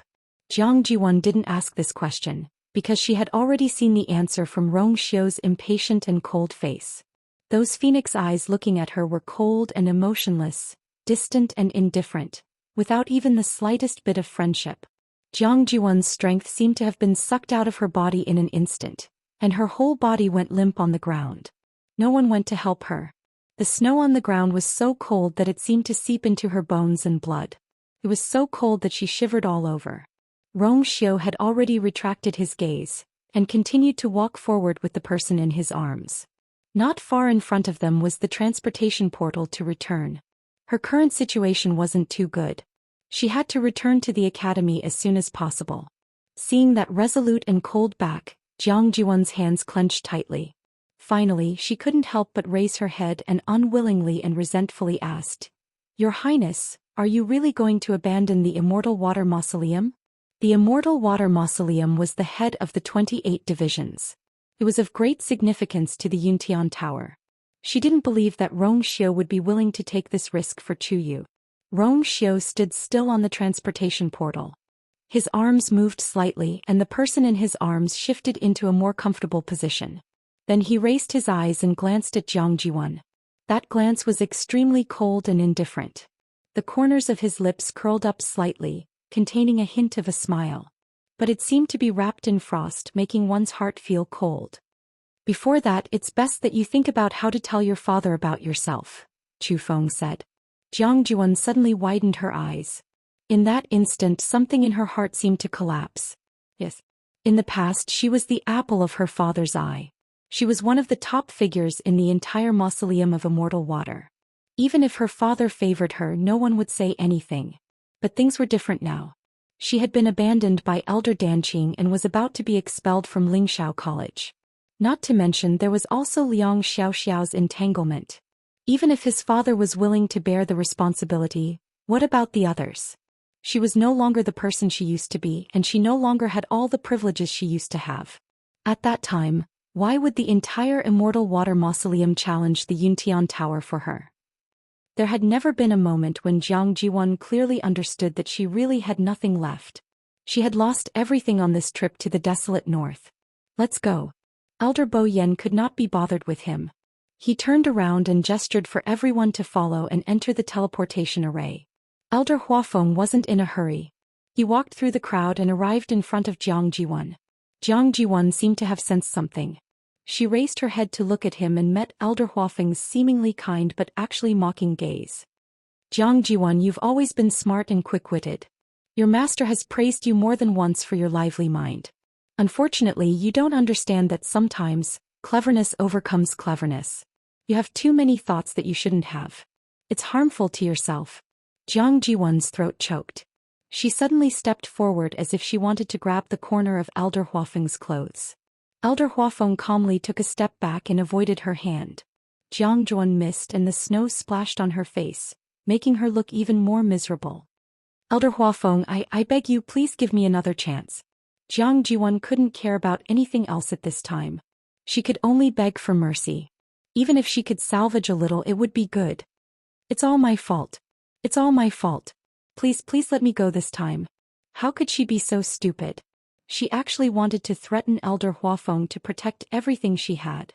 Behind Elder Huafeng, there was still the entire Ling Xiao Academy backing him up. What did she have? Elder Huafeng seemed to be smiling, but his voice was very calm. "What's done can't be undone. How can you take back what you've said?" Jiang Jiwan's body stiffened as if she was frozen inch by inch. She suddenly couldn't say the rest of her words. Other than being a joke, what was the use? Elder Huafeng looked at her condescendingly and then turned to look at Elder Danqing. From the beginning to the end, he didn't look over. It could be seen that he was really disappointed in Jiang Jiwan. "Since you've been a student in the school for a few years, I can help you send a message back to the Immortal Water Mausoleum and ask them to send someone to pick you up as soon as possible. Oh, this is a piece of cake, so you don't have to thank me." With that, Elder Huafeng turned around and left with a smile. Jiang Jiwan's mind was in a mess. There was only one sentence left that kept lingering in her mind. "It's over. It's completely over." I wonder what Jiang Jiwan did to be hated so much. Luo Shishir got on the teleportation formation and couldn't help but mutter when she caught a glimpse of Jiang Jiwan lying in the snow with a face full of despair. "No matter what it is, it's not a good thing." Luo Yanlin smiled at the side. Elder Danqing treats her like a daughter and has always doted on her. To be able to force him to cut off their master-disciple relationship. That Jiang Jiwan is indeed capable. Luo Shishir nodded. Judging from the reactions of the other elders in the school, Jiang Jiwan probably wouldn't be able to stay in Lingxiao College after she returned. A good hand of cards has been played to a pulp. That's all there is to it. Thinking back to the past Jiang Jiwan, how glorious and proud she was. But now she was so hated by others. In the future, it would be very difficult for her to have a place in the Divine Ruins world. I really don't know how she got to this point. Although Luo Shishir wasn't very familiar with her, She felt rather emotional when she thought of the great difference between her and before. Why are you thinking so much? Luo Yanlin gently knocked on her forehead. Whether she lives or dies has nothing to do with us. Just take a look. As the outstanding son of the Luo family who was very likely to inherit the position of the head of the family, Luo Yanlin had always been proud. He had never taken someone like Jiang Jiwan seriously. He was just a clown. Luo Shishir responded obediently. She curled her fingers and couldn't help but look in another direction. Even though there were so many people, she could still see Rong Xiu at a glance. He was very tall, and when he stood in a crowd he would always stand out like a crane among chickens. Not to mention that handsome and devilish face that seemed to have been meticulously carved by the heavens at any time, seemed to gather all the splendor and brilliance, causing everything around him to dim in comparison. This teleportation formation wasn't small, but with so many people standing together, it was still a little crowded. However, there seemed to be an invisible barrier around Rong Xiu, making it difficult for people to get close. Cold, noble, disdainful. It was as if standing closer would be blasphemy. Chu Yu was in his arms and his appearance couldn't be seen clearly. Luo Shishir bit her lip. I wonder how Chu Yu is doing now. A better reading experience came from the Love Network. Chapter 1394. Luo Yanlin followed her line of sight and narrowed his eyes slightly. He and Rong Xiu entered the academy around the same time, so they were of the same generation. However, they didn't interact much with each other. Of course, Rong Xiu's personality was like that, and it was the same for others. Other than occasionally going out to train or carry out missions together, they would only meet a few times at the beginning of the month during the assessment. Ever since Rong Xiu was ranked first on the Azure Sky roll, he rarely came out. With Rong Xiu taking care of him personally, nothing will happen to that kid. Luo Yanlin said as he took out a jade bottle and stuffed it into his sister's hand. You're so focused on him that you forgot to take your own medicine? His gaze fell on Luo Shishir meaningfully. Luo Shishir immediately felt guilty and quickly opened the jade bottle, poured out a pill and ate it. No, I just feel that. Senior Rong Xiu and Qi have a good relationship. He has never treated anyone like this before, right? The holy son of the Yuntian Tower was known for his decisiveness and ruthlessness. Even in the academy, when he restrained his aura, he still made people feel that there was a distance between them. Luo Yanlin touched his chin. Shili, you can't say that. There was a person in the past and Rong Xiu treated that person like... At this point he suddenly paused. Like what? Luo Shishir's eyes were filled with curiosity. Could it be that there was someone in the world who was better taken care of by Rong Xiu? That was truly unbelievable. Rong Xiu was a natural king, like an iceberg that wouldn't melt for 1,000 years. It was difficult for others to even get close to him, let alone other things. It was hard to imagine that he would treat someone well. Now that he treated Chuyu like this, it was shocking enough. If there was something worse, then, bam. Luo Yanlin knocked on her head again, this time with more force. Luo Shishir hurriedly covered her forehead in pain. Fourth brother, you, little girl, there are some things you can ask, but there are some things you don't know, understand? Luo Yanlin warned with a smile, but his eyes were very serious. Luo Shishir pursed her lips and muttered, got it. Luo Yanlin glanced over and quickly retracted his gaze. Everyone boarded the teleportation array and began their return journey. Everyone was in small groups, whispering to each other. Most of them were talking about the trip to the north of the primordial world. Especially when Elder Hua Feng, Elder Bo Yen, and the others gathered together and chatted even more seriously. After all, they still wanted to find out who was behind this. Lingxiao College had suffered a great loss this time, and they would not let it go so easily. Only Jiang Jiwan was left alone in the corner. No one spoke to her, making her seem very cold and cheerless. However, there were quite a number of people who kept looking at them in private. Most of them were mocking and ridiculing him as if they were watching a good show. Jiang Jiwan lowered her head. She had to use all her strength to restrain the impulse in her heart. She couldn't go on like this. The outcome had already been decided. What awaited her was probably the worst possible outcome. If she still had anyone to rely on. Suddenly her eyes flickered. That's right. How could she forget that there was still that person? The journey back was dull and boring. In addition, everyone was more or less injured, so the atmosphere was gloomy. It was completely different from the excitement they had when they came. The waiting time seemed to have become exceptionally long. After an unknown period of time, A light finally appeared in front of them. Elder Bo Yan called out loudly. We're about to return to the academy. Everyone get ready to go out. Yes.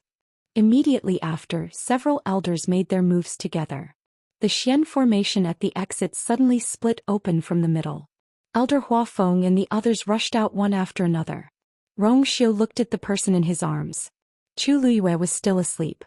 However, compared to before, her pale and haggard face had regained a trace of rosy color, and she seemed to be much better. Moreover, the aura on her body was also faintly strengthening. Rong Xiu's hand tightened slightly, and then with a tap of his foot, his figure flew out quickly.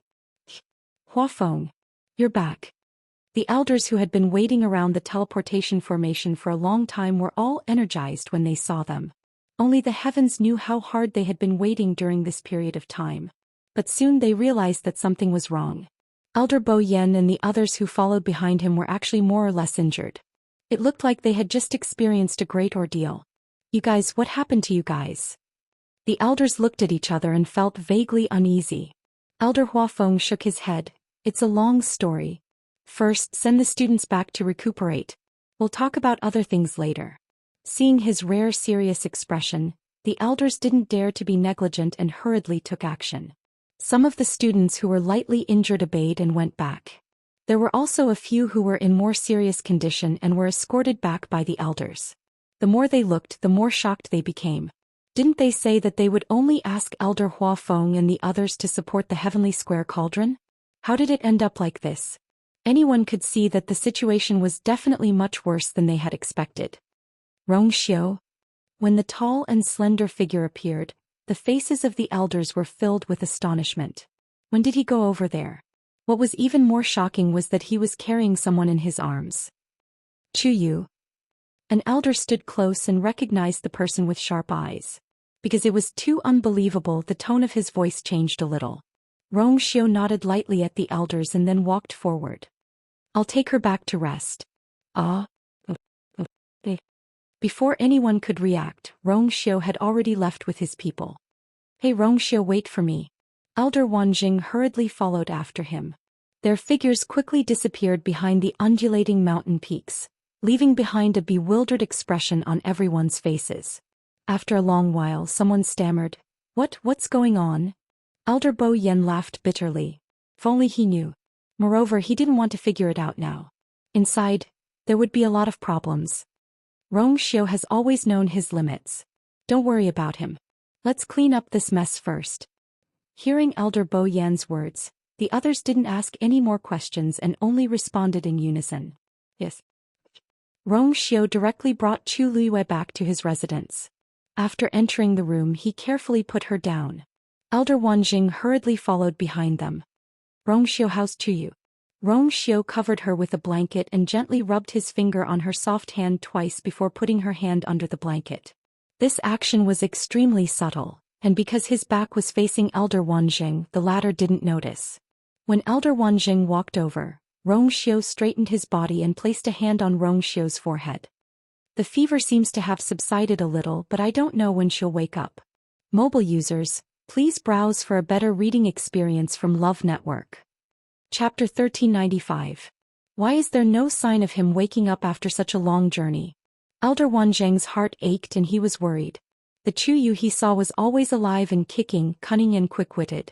However, the Chu Yu now lay quietly and weakly on the bed. He was as fragile as glass that would shatter at the slightest touch. How can this be? What did this child go through? Rong Xiu paused and tucked Chu Luiyue in. Elder Wanjing, let's talk outside. He would disturb her if he stayed. Elder Wanjing quickly nodded in agreement. Yes. Let's go outside and let him rest. He deliberately lowered his voice when he said this, as if he was afraid that he would disturb Chu Luiyue. Rong Xiu's thin lips curled up slightly. Please go ahead. Elder Wanjing was very reluctant. He looked back 3 times with every step. It was only when Rong Xiu said that he had set up a Xian formation that he would know immediately if anything happened inside that Elder Wanjing was relieved. The two of them walked out and sat down on the stone bench in the courtyard. I know you have a lot of questions. If there's anything you want to ask, just say it. Rong Xiu will tell you everything he knows. After sitting down, Rong Xiu went straight to the point. He was very sincere in front of Elder Wanzheng. If it was someone else it would have been fine. However, Elder Wanzheng was Chu Liu's master now. He was one of the people who had the most right to care about her. Elder Wanzheng was indeed full of questions. There were too many things he wanted to ask. However, when he heard Rongxiu's words he did not know where to start. After thinking seriously for a while he sorted out his thoughts and finally asked, "How's Chu Yu's condition now?" He had been in such a hurry that he had forgotten to take Chu Yu's pulse personally. However, Rongxiu was also a celestial physician. He was also the one who brought Chu Yu back. He should know better. Rongxiu said, "Don't worry about that. Her body is fine." Although he had suffered some injuries before, he could recover quickly after recuperating for a period of time. He paused slightly. As you know, she just broke through to the 9th stage. At this time the recovery ability and so on were all very strong. Not to mention her. Hearing this, Elder Wanzheng let out a sigh of relief. He clenched and loosened his hand. Countless complicated emotions flashed through his eyes. In the end he could only shake his head and sigh. I don't know whether I should be worried about him or happy for him. In just a few days Chu Yu had broken through from a rank 8 warrior to a rank 9 warrior. He had already heard about it from Elder Hua Feng. It was just that he was more worried at that time, so he didn't think too much about it. Now that everyone had returned and Chu Yu's condition seemed to have stabilized, he finally realized how shocking this matter was. How many people in the world could encounter such a fortuitous encounter? This time so many people went to the northern border of the Great Desolate Land, but in the end they all returned in failure. Only Chu Yu, who didn't even have the time to follow at the beginning, became the winner. This brat's luck is really extraordinary. When he woke up and thought about it, Elder Wanzheng could only use the word luck to describe this matter. He was already shocked enough when he saw that kid break through to the 8th stage with his own eyes. He didn't expect that not long after he would actually, according to his speed, he might suddenly break through to the divine realm and become a divine rank expert one day. Elder Wanzheng relaxed a little and couldn't help but tease. Rongxiu's eyes drooped slightly as his thin lips curled up. Maybe. Anyway, as long as he's fine, this old man's heart will be at ease. Elder Wanzheng wiped the sweat off his forehead. By the way, Hua Feng and the others said that Chu Yu was called away by a group of mysterious men in black. Do you know anything about it? After all, he was saved by Rongxiu. If there was anyone who knew anything, it would be him. Rongxiu shook his head and said the same thing as before. When I went, I didn't see their so-called master. Moreover, the other party was very cunning and didn't leave any clues. This is difficult. Elder Wanzheng frowned. If that's the case, we can only wait for Chu Yu to wake up before we can find out anything. But who knew when he would wake up? Rongxiu smiled. You don't have to worry. I will take good care of him during this period of time. When he wakes up, perhaps everything will have an answer. Elder Wanzheng nodded. That's the only way. Oh right, there's one more thing. As he spoke, he looked at Rongxiu hesitantly. You and Chu Yu, what is your relationship? Elder Wanzheng was very conflicted when he asked this question. Previously he only thought that the two of them were close friends. Rongxiu took care of Chu Yu as his younger brother. But judging from the situation in the past few days, it was clear that Rongxiu's eyes flickered. There seemed to be waves in his deep almond-shaped eyes. After a long while his lips curled into a smile. She is very important to me. To be more precise, she was the most important person to him. Elder Wanzheng was stunned. It was very rare for Rongxiu to say something like this. After all, this was a person who could kill the people of the Yuntian Tower without blinking an eye. Rongxiu obviously didn't want to reveal too much, so Elder Wanzheng knew that he shouldn't ask anymore. He thought about Rongxiu's words carefully several times in his heart and finally looked at him. That's good. As long as Rongxiu could protect him, what else did it matter? According to Chu Yu's character, he might get into trouble in the future. Just like this time, those people didn't choose anyone and only took him away. If it wasn't for Rongxiu, he really didn't know what the result would be. Elder Wanzheng stood up. Everyone has just returned and there are many things to deal with. During this period it should be more chaotic outside. I'll have to trouble you to take care of Chu Yu. Rongxiu also stood up and nodded slightly. Don't worry. The entire Lingxiao College was indeed chaotic. More than 300 students and elders had walked on the line of life and death. They had almost been completely wiped out in the primordial north region. This was something that the college had never encountered in hundreds of years. In addition to comforting everyone, Elder Bo Yen and the others had already started to investigate this matter. The main point was the news of the appearance of the heavenly square sacred cauldron. Where did it come from? The person who spread this fake news was basically the mastermind behind this. The atmosphere of the entire college became tense. Everyone was on high alert. Even the air seemed to have frozen. And in this serious and cold atmosphere, something else happened that caused waves in everyone's hearts. Jiang Jiwan of the Jiang family of the Immortal Waterhill was officially expelled from Lingxiao College. Digression. 6:00 p.m. Mobile users, please browse for a better reading experience from Love Network. Chapter 1396. Thanks to Elder Hua Feng's enthusiastic help, the Immortal Water Mausoleum received the news immediately. Jiang Hetian rushed to the school as fast as he could. Lingxiao College was in a critical period and was heavily guarded. No one could enter or leave as they pleased. According to Elder Bo Yen, they should have sent Jiang Jiwan out of the school and let the Jiang family pick her up from Fong State City. However, considering that the matter was blown out of proportion and would be bad for the school's reputation, they let her in. Of course, only Jiang Hetian was allowed to enter the school. The rest of the Jiang family who came with him were all kept out of the barrier. Jiang Hetian felt deeply humiliated, but with the matter at hand he couldn't care less. In a hall in the school. As soon as Jiang Hetian entered, he saw several elders seated. His precious daughter, Jiang Jiwan, was standing alone in the middle of the hall. The atmosphere was stagnant and seemed to be freezing. Jiang Hetian's heart sank. This atmosphere was enough to explain too many things. Jiang Hetian of the Immortal Water Mausoleum greets the elders. He suppressed the uneasiness in his heart and bowed politely as usual. Hearing the voice, Jiang Jiwan trembled and slowly turned around. The father and daughter looked at each other. Jiang Hetian's heart trembled violently, because the current Jiang Jiwan was too haggard and disheveled. Her face, neck and even wrists were clearly marked with scars. Her bright, watery eyes were bloodshot and even a little sluggish. There were dark circles under her eyes and it was obvious that she didn't sleep well. Xuan. Jiang Hetian's heart ached. He hurried a few steps to Jiang Jiwan's side. What happened to you? Seeing his anxious face, Jiang Jiwan's nose twitched and she couldn't help but cry. Father. I'm sorry. Her reaction made Jiang Hetian even more worried and nervous. He patted her shoulder lightly and whispered a few comforting words. Don't worry, I'll definitely uphold justice for you this time. As he spoke, he took a step forward and cupped his hands at the elders present. Elders, if you want to remove Ziyuan's name, you should at least give a reason, right? What's going to happen to her in the future? In the message that Lingxiao College had sent to him, they had only mentioned that they would be expelled, but they had not explained the reason. This was what puzzled him the most.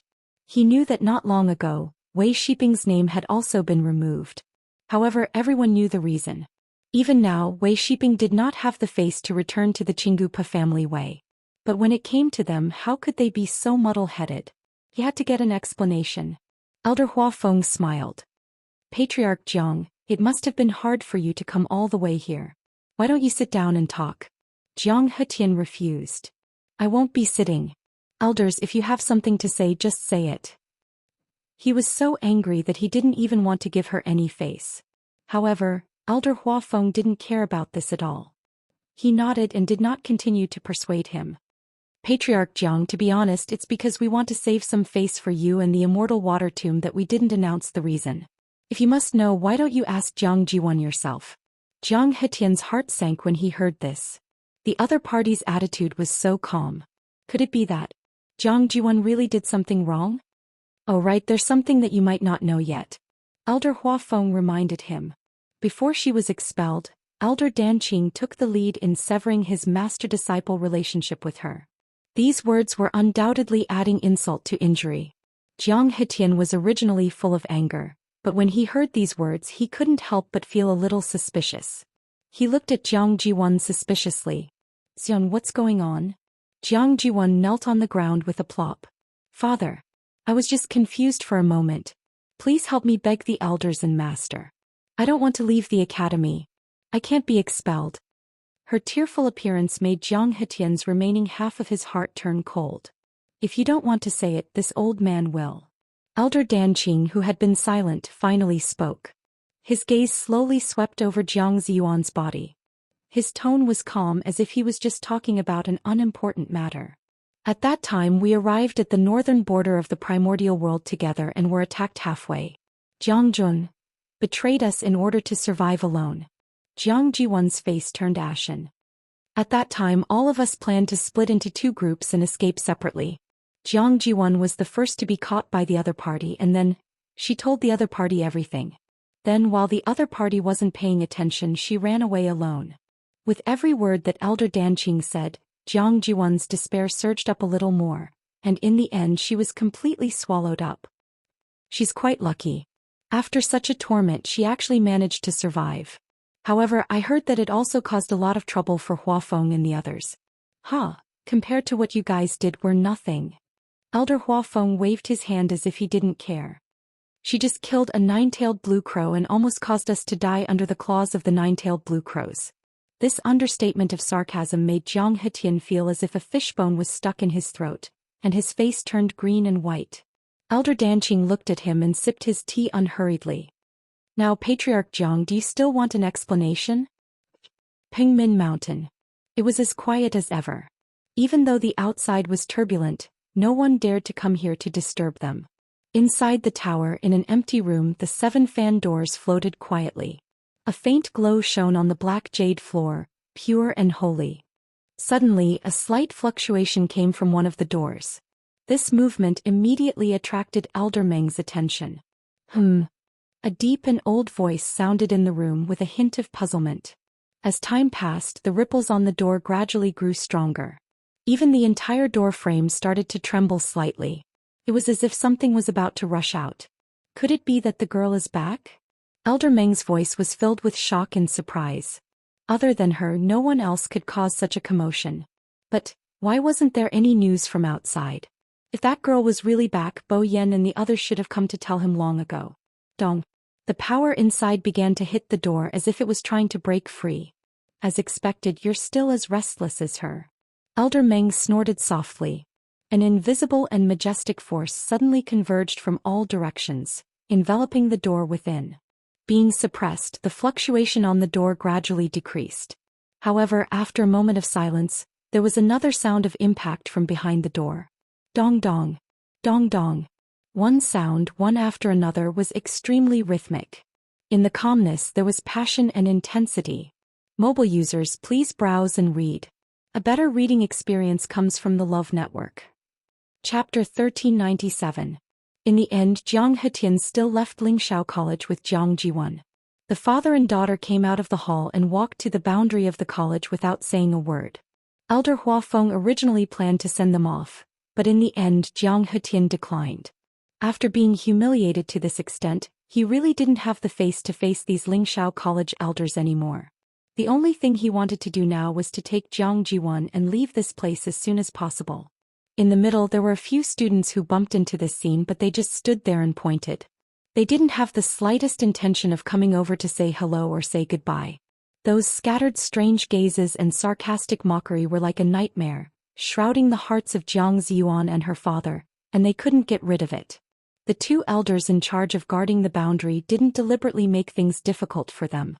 After seeing that it was them, they simply responded and opened the boundary.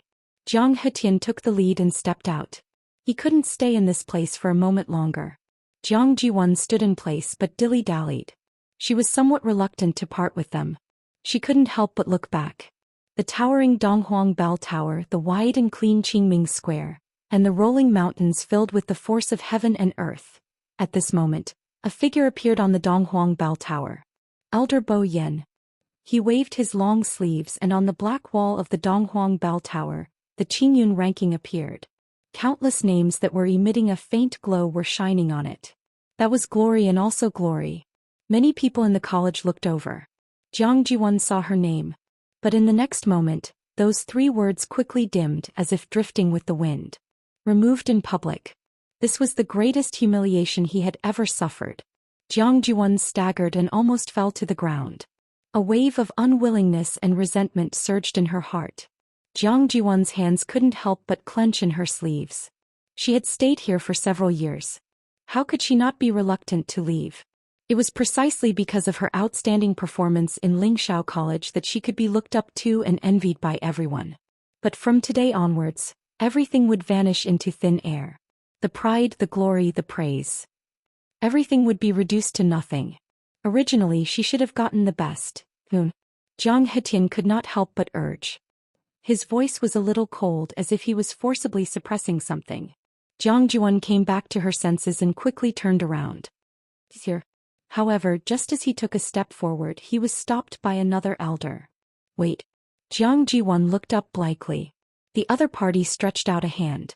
His face was expressionless and his tone was businesslike. Since you've been expelled from the academy, your pass will also be confiscated. Jiang Jiwan felt extremely embarrassed. This feeling of being chased out mercilessly like a stray dog. How disgusting. She had never thought that she would have such a day. But no matter how dissatisfied she was, she didn't dare to go against the other party's wishes.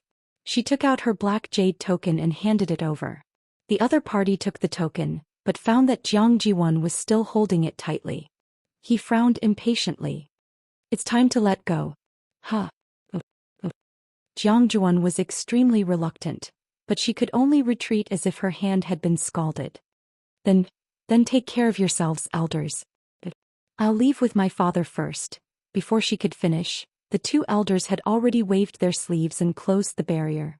The rest of Jiang Jiwan's words were stuck in her throat, and she couldn't say anything else. Jiang Hetian's expression finally turned completely cold. Jiang Jiwan was humiliated, but how could he not be implicated? The other party's expression was clearly thrown at him and his daughter, as well as the entire mausoleum of immortals. However, the one who was in the wrong was Jiang Jiwan. Lingxiao College had already been extremely benevolent by not publicizing the reason. Let's go. Jiang Hetian turned to leave, his expression cold. Jiang Jiwan trembled. All these years her father had never treated her like this. Her heart clenched. She felt that during this period of time, she had really suffered all the hardships and grievances of her life. Father. Jiang Hetian shot her an extremely cold look. If you have anything to say it when we get back. Haven't you embarrassed yourself enough? Jiang Ziyuan was dumbfounded by the words that hit her in the face. The fire in her heart that had been suppressed for so long finally burst forth. I'm not going back. You're not going back. Jiang Hetian couldn't help but sneer. Then where do you want to go? Don't tell me you're still delusional about going back to Lingxiao College? After being expelled from Lingxiao College, one could imagine her situation in the world of gods from now on. He had invested so much energy and resources in her, but now it was all for naught. He still didn't know how to face those troublesome fellows in the mausoleum of immortals when he returned. Jiang Jiwan took a deep breath. I want to go to the Yuntian Tower. Jiang Hetian froze, his brows furrowed. Why are you going to the Yuntian Tower? Running away is not a solution. I'm not running away. Jiang Jiwan ran her fingers through her hair, her tone unusually firm. Father, I want to go to the Patriarch. Jiang Hetian finally realized something. But the Patriarch has been in seclusion for several years. What's the use of you going now? Then I'll wait until the Patriarch comes out. In any case, it was not appropriate for her to go anywhere, so she might as well wait. Now the only person who could help her was the Patriarch. And only when she went to the Yuntian Tower would the Liang family have some scruples. Even if they wanted to do something to her, they had to get past this hurdle first. Rong Xiu was unwilling to help her, but it didn't mean that she couldn't rely on the Yuntian Tower. Jiang Hetian's expression finally softened a little. This was indeed the best solution at the moment. Are you sure you can stay there and wait for the Patriarch to come out? Jiang Jiwan nodded firmly. As long as you go to the honorable elders and plead with them to send me there, it'll be fine. Also, I might be able to investigate Shangguanyu's background. You still want to investigate that? Jiang Hetian disagreed. The people who were sent to investigate the Shangguanyu had never returned. What could Jiang Jiwan find out on her own? In the end, she could only alert the enemy. You should take care of yourself first. Jiang Jiwan was taken aback by her father's reaction, but she still followed his advice. I understand. Jiang Hetian looked at his daughter's submissive expression and felt both heartache and anger. Forget it. Let's go to the Yuntian Tower. But if you continue to be like this. He swung his sleeves and turned to leave. Jiang Jiwan suppressed the surging emotions in her heart and quickly followed him. On the other hand, Rong Xiu sent Elder Wanjing away. He stood halfway up the mountain with his hands behind his back. The removal of Jiang Jiwan's name from the Donghuang clock tower caused quite a commotion in the academy. Everyone gathered in groups of 3 to 5 talking about something. Rong Xiu's expression did not change. He looked up slightly and looked at the top of the tower. There was a name that had been erased. There was a surging undercurrent inside. Digression. Tomorrow at 12 o'clock, mobile users, please browse for a better reading experience from the Love Network. Chapter 1398. Lingxiao College began to deal with the follow-up matters. On the other side, many aristocratic families and clans who were still in the northern region of the primitive wilderness finally realized that something was wrong. The huge tomb was surrounded by a crowd of people. It was quiet. Finally, someone couldn't help but stand up. Forget it. If any of you want to continue staying here, you can continue to stay here. I won't keep you company. This sentence instantly broke the precarious balance on the scene. Everyone looked over and couldn't help but feel nervous. Jean D glanced at him coldly and snorted. What? You can't stand it anymore? Didn't they say that they would open the barrier together? Now you want to quit? Fine. It's up to you. With one less person there would be less competition. The other party didn't show any weakness. Jean D. Don't be too optimistic. There are so many of us. How long have we been here? Haven't we made any progress? I think ordinary people can't enter this damn place at all. Staying here is just a waste of energy. Jean D's face became a little ugly. Because he knew that the other party was telling the truth. Many people looked at each other. In fact, after such a long time, they had already been nervous, but they were too embarrassed to speak first as if they were afraid of someone. Now that someone finally spoke first, they immediately relaxed their mental defenses and became active. That's not unreasonable. Even if there are really treasures in here, it's useless if we can't get in. What's more, Chuyu has already gone in to plunder. Who knows what leftovers are left? That's right. We can't wait anymore. We've wasted so much energy and time for nothing. Instead of waiting for an illusory opportunity here, it's better to go back and concentrate on cultivation. More and more people began to loosen up. Jean D was a little flustered. If they all left, the Golden Wing sect alone would not be able to open the barrier. Of course, even if they worked together, it seemed to be useless. He glanced at the barrier with hatred. By the way, it's been so long. Why hasn't there been any news from the people of Lingxiao College? The sudden sentence made everyone quiet for a moment. Indeed, they had been waiting here for several days, but the people from Lingxiao College had not returned. He didn't know how they were doing now. And Chuyu, who was taken away by the black-clothed man. They have gone back. A cold voice suddenly came from the crowd. Everyone looked over in unison. The one who spoke was the man leading the group from Mount Lingyun. How do you know? There are so many things in the northern region of the primordial wilderness that we haven't figured out yet. How could they just leave like that? Jean D asked skeptically. Don't tell me you're just trying to fool us? The man put away the things in his hands and stood up. The Liang family had already started investigating Liang Shaokong's death. Those people from Lingxiao College had obviously gone back a long time ago. But fortunately they still kept their word and did not expose the Spirit Charm Mountain. However, there was no such thing as an impenetrable wall in this world. It was better to return as soon as possible and make preparations early. The group of people behind him also gathered together. Believe it or not, it's up to you. Our Lingyun Mountain will not participate in this liveliness. Please do as you please. After saying this, the man happily turned around and left with his men. The people who were left behind were stunned. Wasn't this too sudden? The figures of the people from Mount Lingyun quickly disappeared. With one side taking the lead, it was much easier for the rest to leave. Even Lingxiao College has left. Then, is there something wrong with this place? Why don't we leave too? There's really no point in staying here. As they spoke, the various forces began to leave one after another. Jean D originally wanted to resist for a while longer, but seeing that everyone had left, he felt a little guilty. Therefore, after half a day, he tried a few more times and found that he really couldn't do anything to the barrier, so he could only give up. In the end, he left with his men. At this point the surroundings of the tomb finally quieted down again. The wind howled and snow fell from the sky again. The 9 dragon skeletons were motionless in the canyon, as if they had completely died. Only the silver barrier outside the tomb was flickering. It was as if something was about to wake up from its deep sleep. Mount Juheng. Time passed slowly. Chu Luiyue had already been lying in bed for 3 days. She was completely unaware of everything that had happened outside. A barrier isolated all the noise outside. During these 3 days Rongxiu had always been by her side. Every morning, Elder Wanjing would come once to check on Chu Luiyue's situation. Seeing that she hadn't woken up, Elder Wanjing became more and more anxious.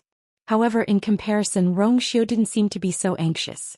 Elder Wanjing could only temporarily suppress the emotions in his heart and wait patiently with them. Fortunately, Chu Luiyue's physical condition was recovering at a speed visible to the naked eye. And vaguely the aura on her body was still strengthening. Elder Wanjing only thought that it was because she had broken through in the primordial north and obtained that opportunity, so he didn't take it to heart. This kid was already able to break through from a rank 8 warrior to a rank 9 warrior in a few days. No matter what happened, it didn't seem to be shocking anymore. It was a pity that Chu Luiyue hadn't woken up, so the Academy's investigation of the primordial north couldn't be carried out. However, with Rongxiu around they couldn't disturb her and could only wait outside day by day. Chu Luiyue felt that she had a long dream. In the dream she had another name and another identity. She kept hearing someone calling her. Although she couldn't hear clearly what was being called, she knew that it was her. There seemed to be someone by her side all the time. She wanted to see the other person's appearance clearly, but she couldn't. Vaguely, she felt that this person seemed to be somewhat similar to Rongxiu, but it didn't feel completely the same. He felt a little puzzled and frowned. Later she dreamed of a very strange scene. It was a snowy day. Goose feather-like snow fell. The world was covered in white snow as if it had covered everything. Only one place had a special scenery. Many peach blossoms bloomed quietly in the ice and snow. The light pink petals swayed gently in the cold wind, and the stamen emitted a faint fragrance. With a light sniff, it refreshed one's heart. Against the pure silvery white background, these balls of pink looked especially lively and pleasing. Snowflakes fell on the petals, sparkling and translucent. He turned around and smiled at that person. "Look, I told you that peach blossoms can bloom in winter." That person seemed to chuckle softly and walked towards her. Closer and closer. Clang, a sound suddenly shattered all of the illusions. Chu Luiyue suddenly opened her eyes. Mobile users, please browse and read. A better reading experience comes from the Love Network. Chapter 1399. She sat up and looked in the direction of the sound. The door opened a crack and a big furry head poked in. Its movements suddenly stopped, and it looked helplessly at the teacup that had suddenly fallen in front of it. Clearly, it didn't expect that its subtle movements would cause such a big commotion.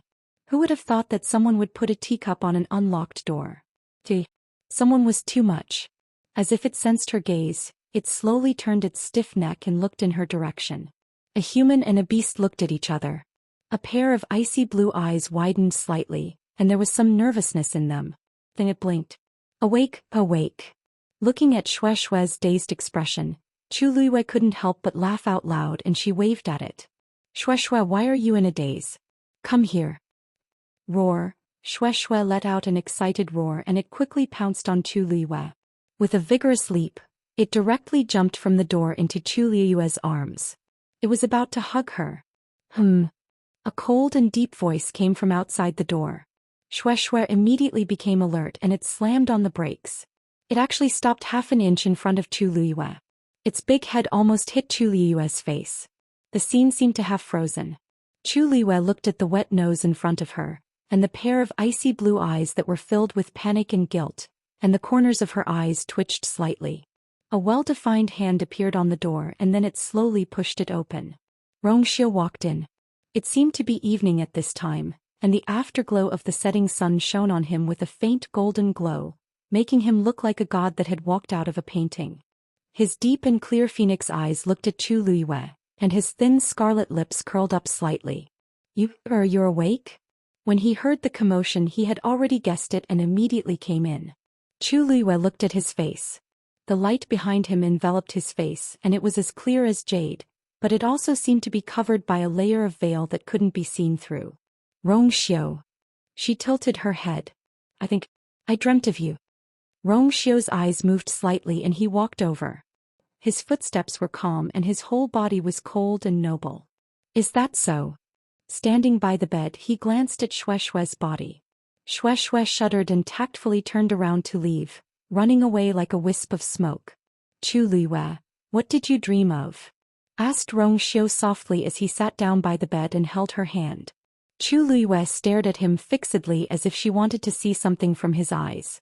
She smiled. I dreamt. I took you to see the peach blossoms blooming in winter. Xiao's expression didn't change, but there seemed to be waves in the depths of his eyes. Was it beautiful? He held her face with one hand and the corners of his mouth curled up. A warm breath came from his palm with deep affection and gentleness. Chu Liyue's heart skipped a beat, and she suddenly felt a strong sense of fatigue. She held Xiao's hand and gently pressed her face against it.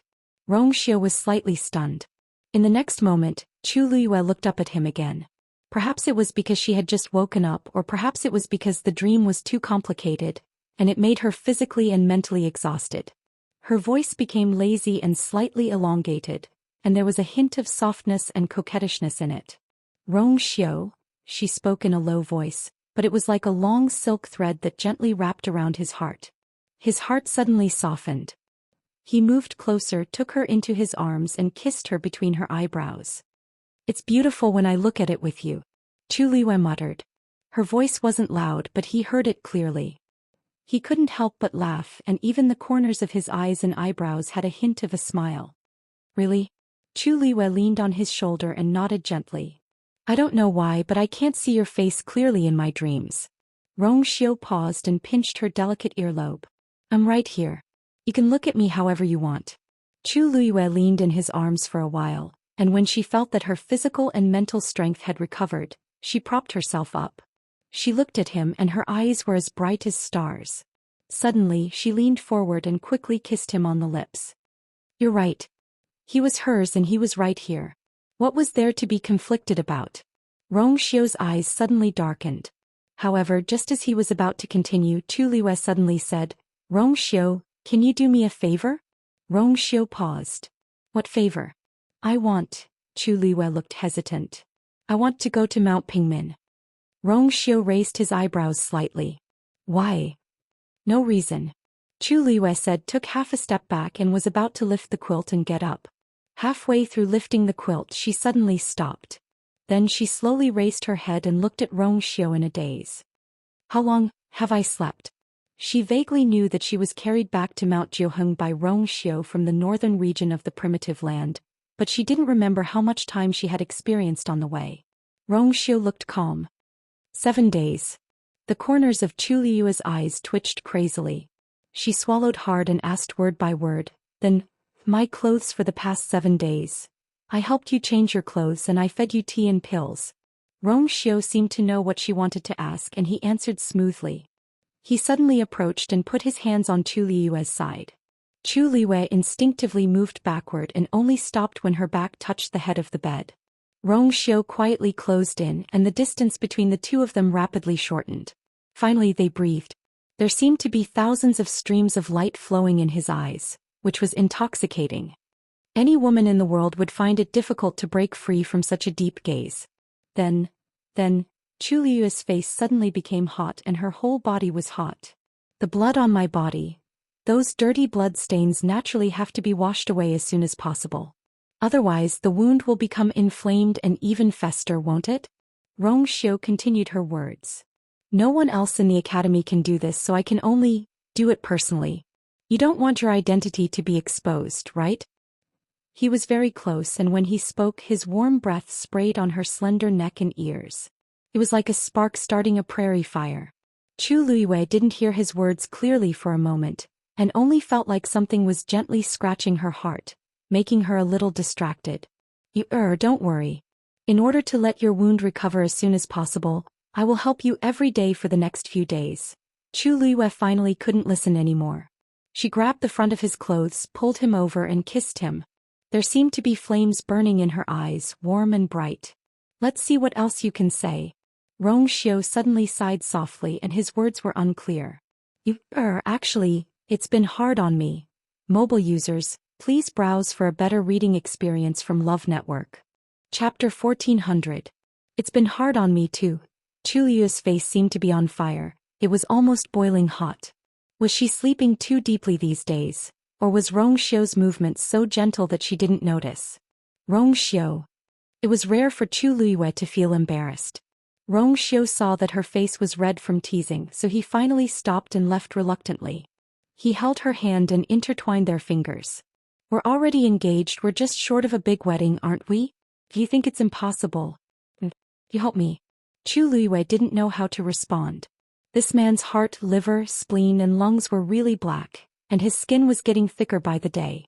She took a deep breath, snorted softly and glared at him. In your dreams.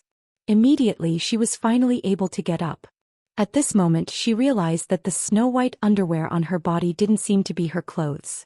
As if seeing her doubts, Xiao kindly explained, I have some spare clothes.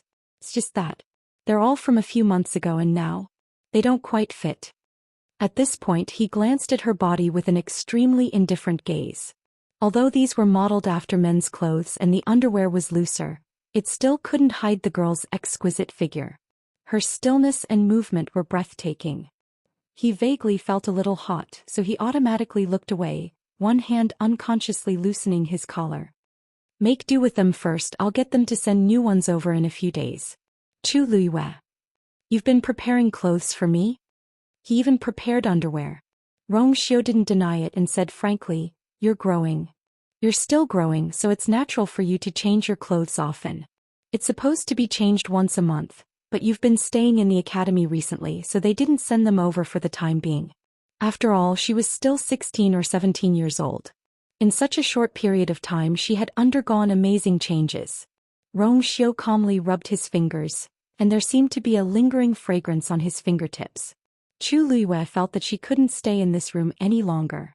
She searched around and found that the previous clothes were all gone. Thinking about it, those clothes were full of blood stains, so she couldn't take them back. She took out a red robe from the universe ring and put it on, with a black jade belt around her waist. With her hair tied up from afar she looked like an elegant young man.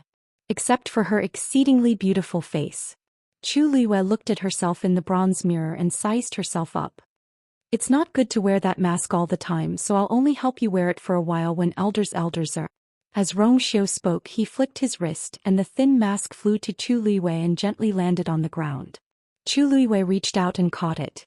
She wanted to put it on her face, but she paused after thinking about it. She looked up at herself in the bronze mirror again.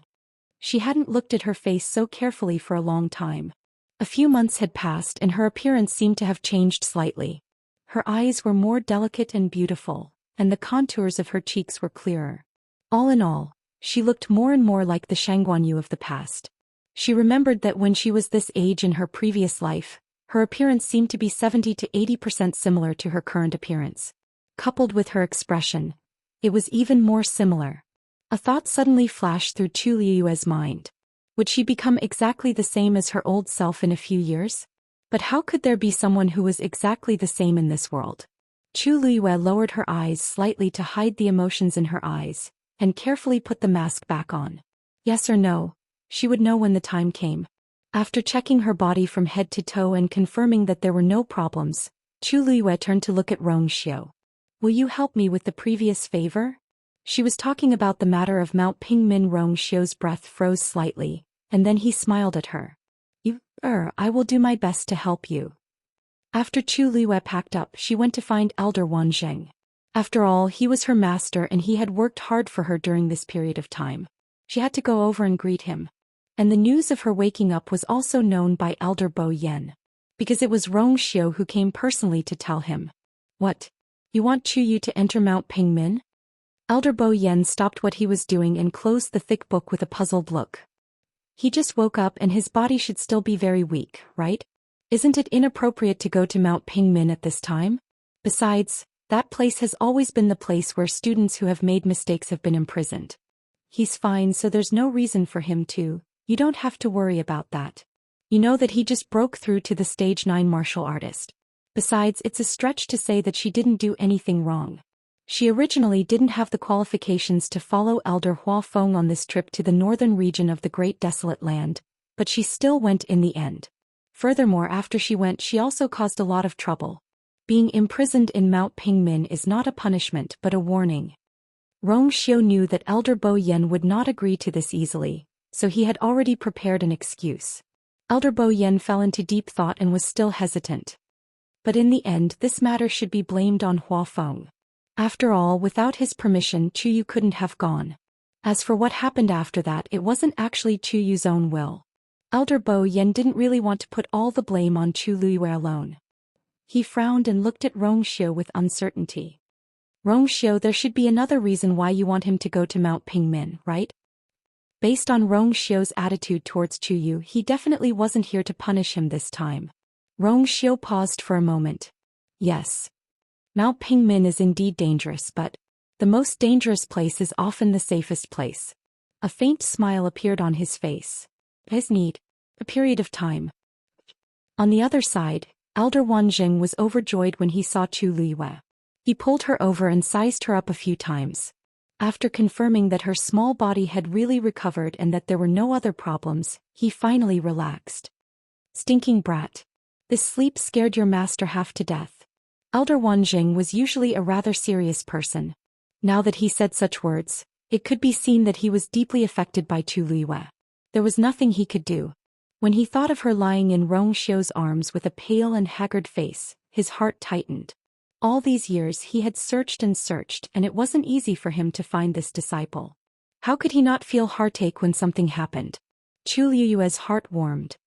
Master, don't worry, I'm fine. Wanjing. At this moment, a familiar voice sounded. The two of them turned around and saw a barefoot old man waving a cattail leaf fan flying over. Elder Mengyi. Chu Liyue's heart suddenly skipped a beat. If I remember correctly, Elder Mengyi said that when Elder Wanjing returned he would show him the bill? Mobile users, please browse and read. A better reading experience comes from the Love Network. Chapter 1401. Mengyi. Why are you here? Elder Wanjing was in a good mood at this moment. When he looked at Elder Mengyi, he was all smiles. Of course, I'm here to deliver something to you. Elder Mengyi shouted with great vigor. As he spoke, he had already arrived in front of Elder Wanjing. The moment he landed, he took a closer look and saw Chu Liyue standing beside him. He was pleasantly surprised at first. Then he thought of something and his smile turned meaningful. Yo-ho. Chu Yu. You're here too? Why? Have you recovered? Chu Liyue sighed inwardly. It seemed like the entire academy already knew that she had been unconscious for such a long time. Thank you for your concern, Elder Mengyi. Chu Liyue bowed obediently. I just woke up today and my body is much better.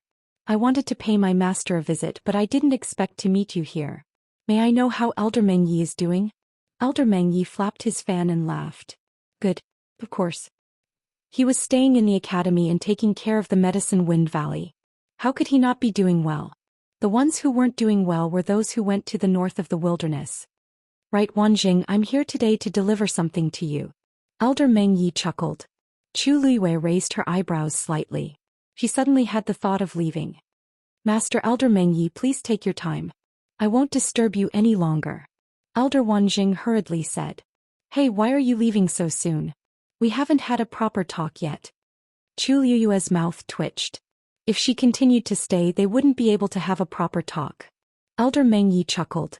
If the child wants to leave, just let him go. He has just recovered and he has many things to do. Don't you think so, Chu Yu? Chu Liyue nodded seriously. It seemed like Elder Mengyi didn't intend to push her into a corner. However, Elder Wanjing wasn't willing to do so. Even if you have something to do, you have to step back. She was his precious disciple. Who didn't she have to step back? Mengyi, what did you say you were going to give me? Elder Mengyi clenched his fist and coughed dryly. It's nothing much. Elder Wanjing had a strange look on his face. Mengyi usually stayed in Medicine Wind Valley and rarely came out. Normally, they would only be willing to leave that place when there was an urgent matter. What's going on today? At this moment, another person arrived. Chu Yu. Chu Liyue turned his head and heaved a sigh of relief.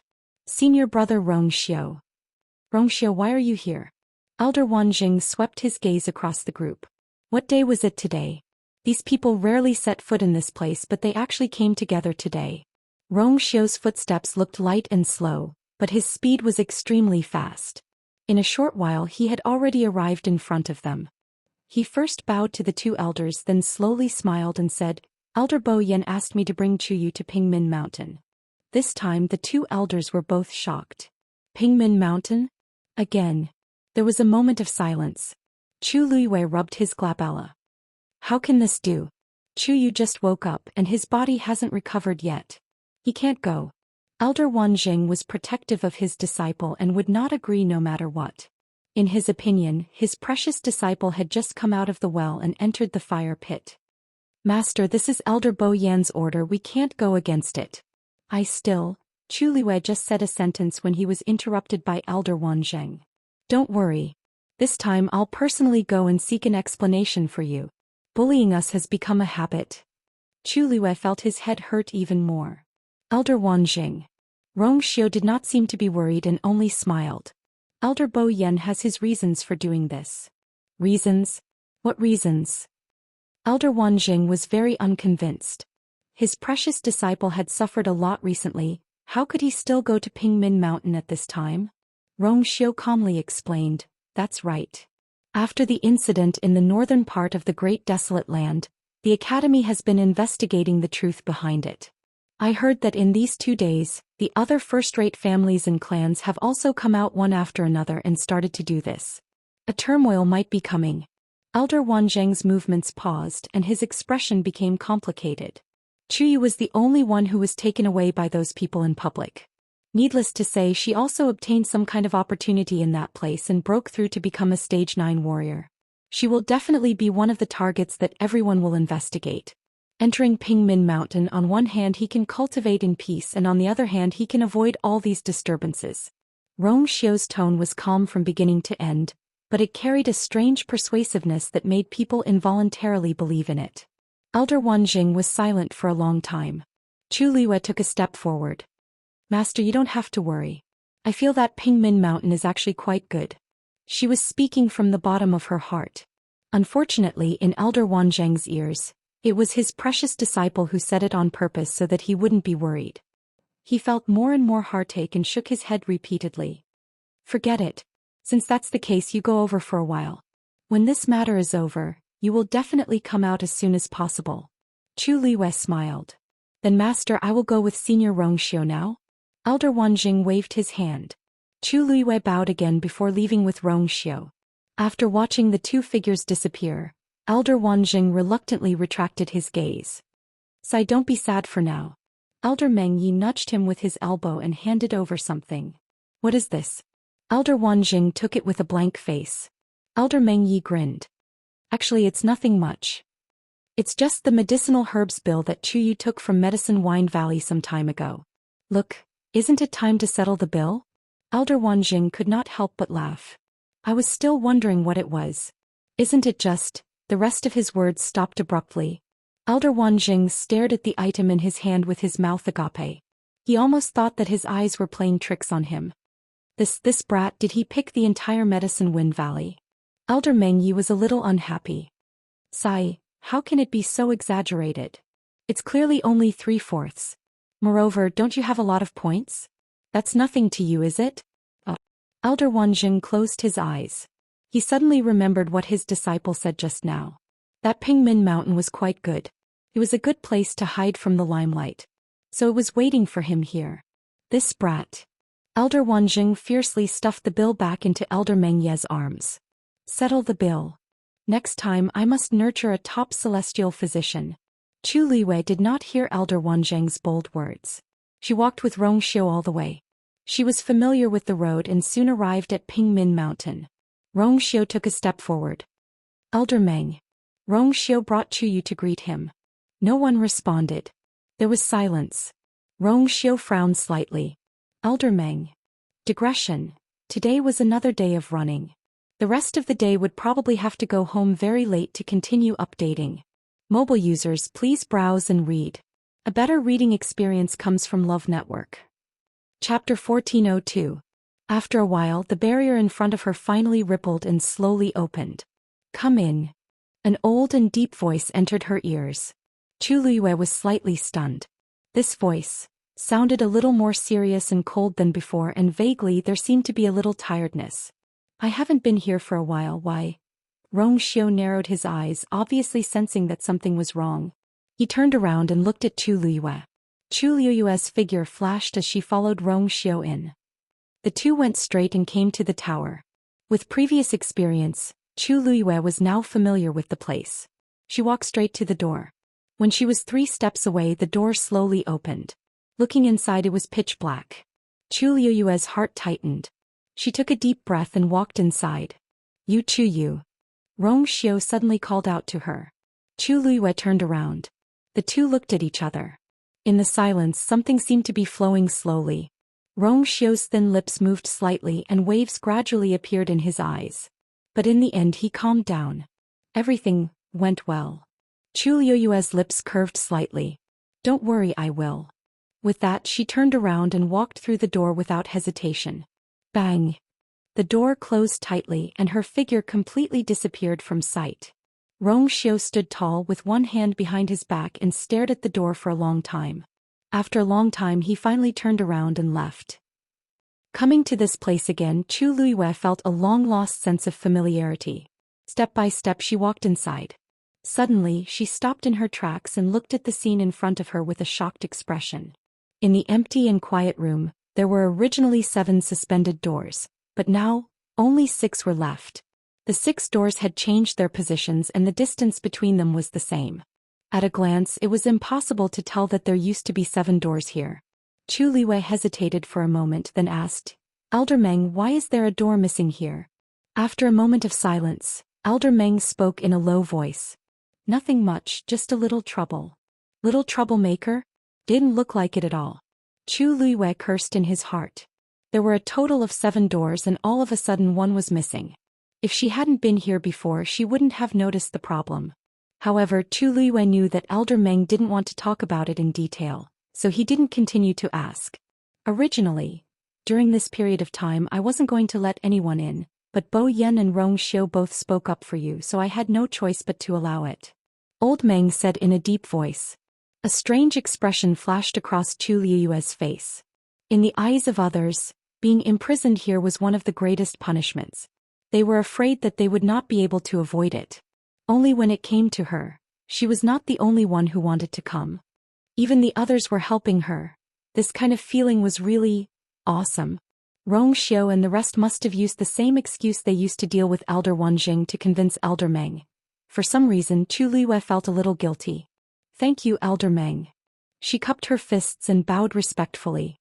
"All right, you've been in the academy for a few months and this is the 3rd time you've come. Others may not know what kind of person you are, but do you think I don't know?" Elder Meng sneered. Chu Liyue coughed softly and touched her nose awkwardly. This was really, although there's a door missing, it doesn't matter. You just have to choose one and go in. He really didn't know what this kid had done to make Bo Yen and Rong Xiu speak up for him, just to send him here. If it was any other time, it wouldn't matter. However, during this period of time, if it wasn't for those people, he wouldn't have let this kid in at this time. Forget it. In the end, it was just a small matter. Chu Liyue responded and looked at the 6 doors in front of her. These doors were still emitting a faint glow, and were no different from what she had seen before. Chu Liyue hesitated for a moment and pointed to the leftmost door. "I want to choose this one." "Enter." Elder Meng's answer was straightforward. Chu Liyue walked over. She pressed one hand on the door and pushed hard.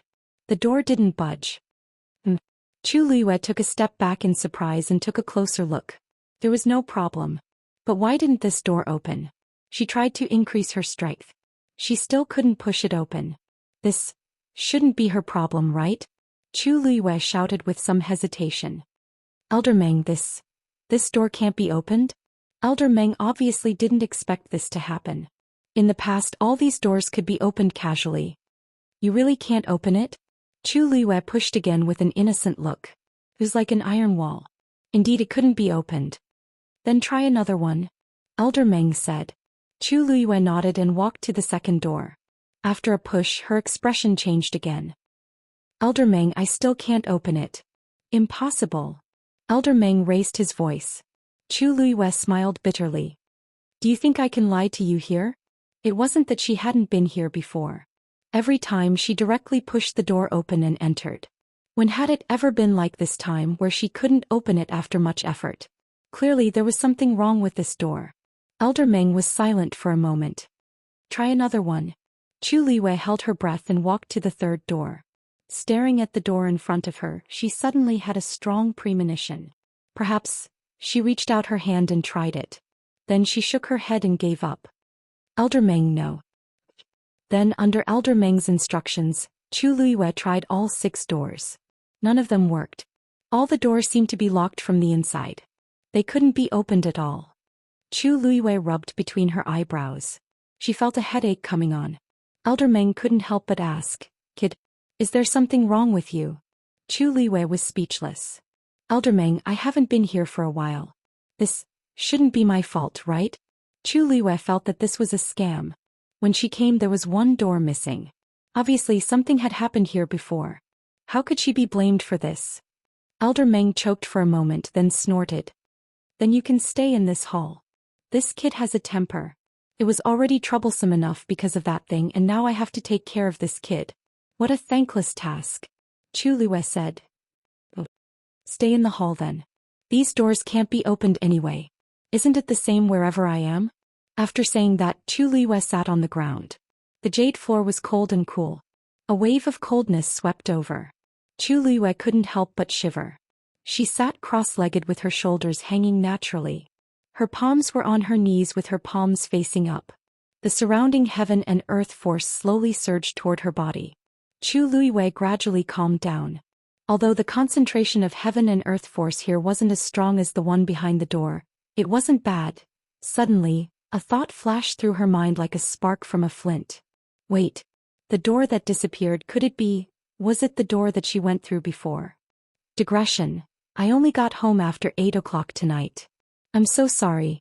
I'll update at 12 o'clock tomorrow. I'm going to eat. Mobile users, please browse for a better reading experience from Love Network. Chapter 1403. Just as this thought popped up in her head, Chu Luiyue suddenly felt a faint light flash across her eyes. She closed her eyes and looked again, but there was nothing there. The void in front of her was still empty. Her fingertips moved slightly, and she was surprised to find that the space around her seemed to have become more viscous. This change was very subtle. If one did not look carefully, they would not notice it. Confusion surfaced in Chu Luiyue's heart. This place. Why is it getting weirder? She wanted to ask Elder Meng, but on second thought, everything here should be under Elder Meng's control. Since he did not have any reaction, it should be fine. She closed her eyes and entered the state of cultivation again. Chu Luiyue stayed in Mount Pingmen just like that. Outside, however, a storm was already brewing. Liang Shaokong, the 3rd young master of the Liang family, died in the primeval desolate north for no reason. They did not even know who the murderer was. Liang Xiaoxiao went back to the Liang family without stopping. When she reached home, the Liang family had already received the news. The atmosphere in the Liang family from inside to outside was solemn. In the study, the Liang family's master Liang Ye was frowning. The dark circles under his eyes as well as his bloodshot eyes made this extraordinary figure seem much older and more haggard. Although he had several sons, he had always doted on Liang Shaokong the most. Now that he had lost his beloved son, how could he not be sad? When Liang Xiaoxiao came in, she found that the air here seemed to have frozen. Father. She opened her mouth and tears were falling from her eyes. Liang Ye immediately went forward. Xiaoxiao. You're finally back. He stared at Liang Xiaoxiao. You went to the primeval desolate north with the academy. Do you know what happened to your brother? Liang Xiaoxiao wiped her tears and asked while holding back her sobs. Father, didn't you say that the family has something to do so you won't get involved in the primeval desolate north?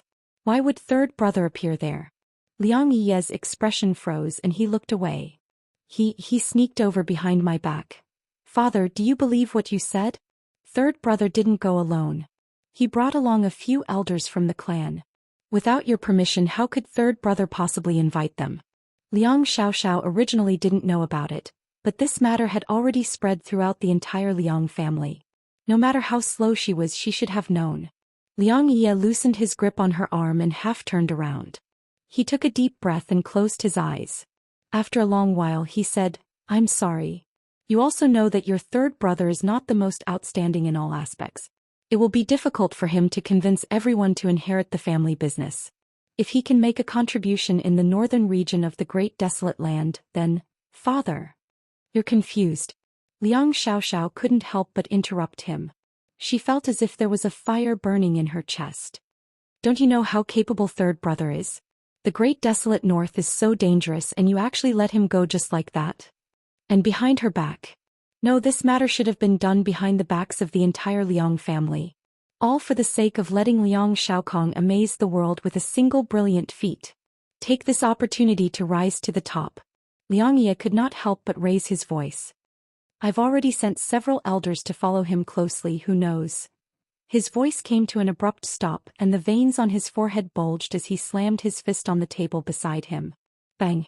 A corner of the high-quality table carved from black iron wood was smashed into pieces. Liang Xiaoxiao's body trembled and a wave of bitterness surged in her heart. That's right. Father was also doing this for third brother's sake. He should be feeling worse than anyone else, right? She took a deep breath and said word by word, "Father, although I still don't know who the culprit is, I know where to start investigating." Liang Ye suddenly turned around. Liang Xiaoxiao clenched her fists and a deep hatred appeared in her eyes. "Jiang Jiwan. If you want to find the truth, you just have to find her." "Jiang Jiwan? The Jiang family of the Immortal Water Tomb? What does this have to do with her?" Liang Ye was confused. He looked at Liang Xiaoxiao's expression and could not help but ask, "Also, weren't you very close to her in the past?" "How close?" "Ah, father, you don't know what that bitch did." Following that, Liang Xiaoxiao told Liang Ye everything that she knew in detail. Liang Ye's expression changed rapidly. In the end, there was only a layer of frost left. The Academy has always maintained a neutral stance. It's basically impossible to get any information from them. But Jiang Jiwan is different. Moreover, third brother once asked her for help, but she still ignored him. How despicable. Liang Xiaoxiao wanted nothing more than to tear Jiang Jiwan to shreds right now. "I understand." Liang Ye suppressed the anger in his heart and laughed coldly. "Just someone from the Immortal Water Mausoleum, and yet they have such guts. I'd like to see how they plan to give the Liang family an explanation this time." As he spoke, he lifted his foot and walked out. "Father, where are you going?" Liang Xiaoxiao was shocked and hurried to follow. Liang Ye did not look back. "I'm going to the Immortal Water Mausoleum personally to find out the truth and avenge Shao Kong." Liang Xiaoxiao pursed her lips. "I'll go with you." The Liang family people came to the Immortal Water Mausoleum aggressively, but they came up empty. Jiang Jiwan did not return to the Immortal Water Mausoleum at all. He went straight to the Yuntian Tower.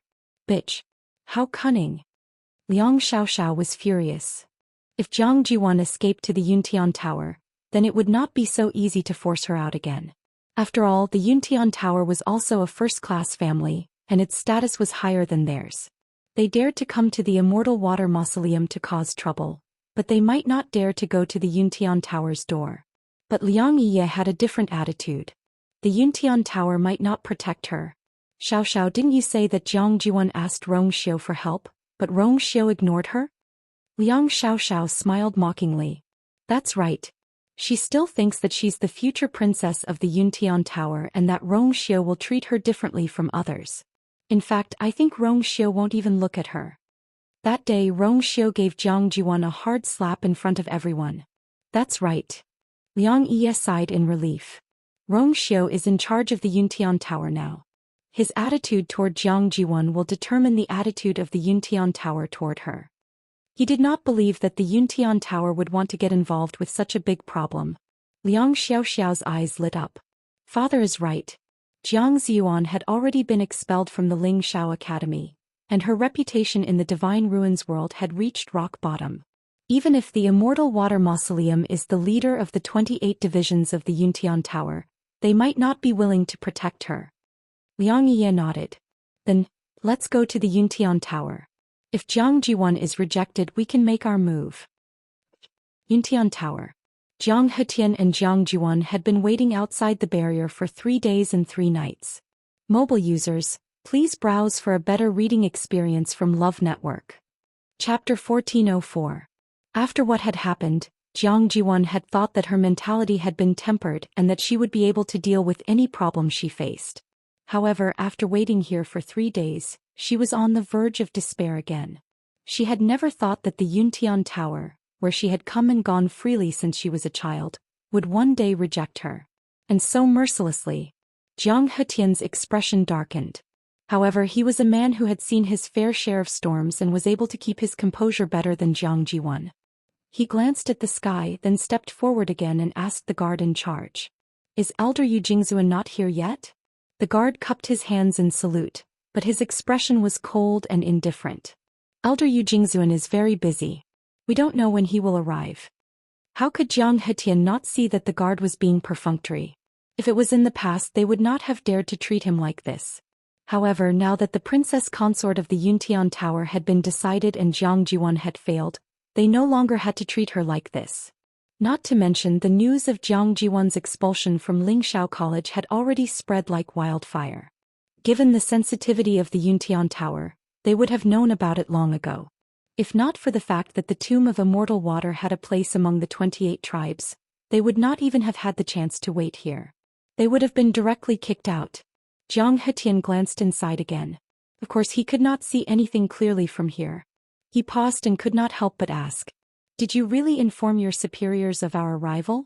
The guard frowned. "Patriarch Jiang, do you not trust us?" Wasn't he openly questioning them? Jiang Hetian's heart skipped a beat. "It's a misunderstanding. A misunderstanding. Maybe Elder Yu Jingzuan is still busy. We'll just wait a little longer." After saying that, he took 2 steps back and stood to the side. When Jiang Ziyuan saw this, she almost gnashed her teeth to pieces. If not for her, father would not have to suffer such humiliation. "What's the fuss?" Just then a cold and serious voice sounded. Jiang Hetian and Jiang Jiwan were overjoyed and looked up. An old man walked out of the barrier. It was Honorable Elder Yu Jing, whom they had been waiting for 3 days. "Honorable Elder Yu Jing." Jiang Hetian hurriedly stepped forward, and just as he was about to speak, he saw Elder Yu Jing raising his palm. There's no need to say more. This old man already knows what happened. His tone was much colder than before.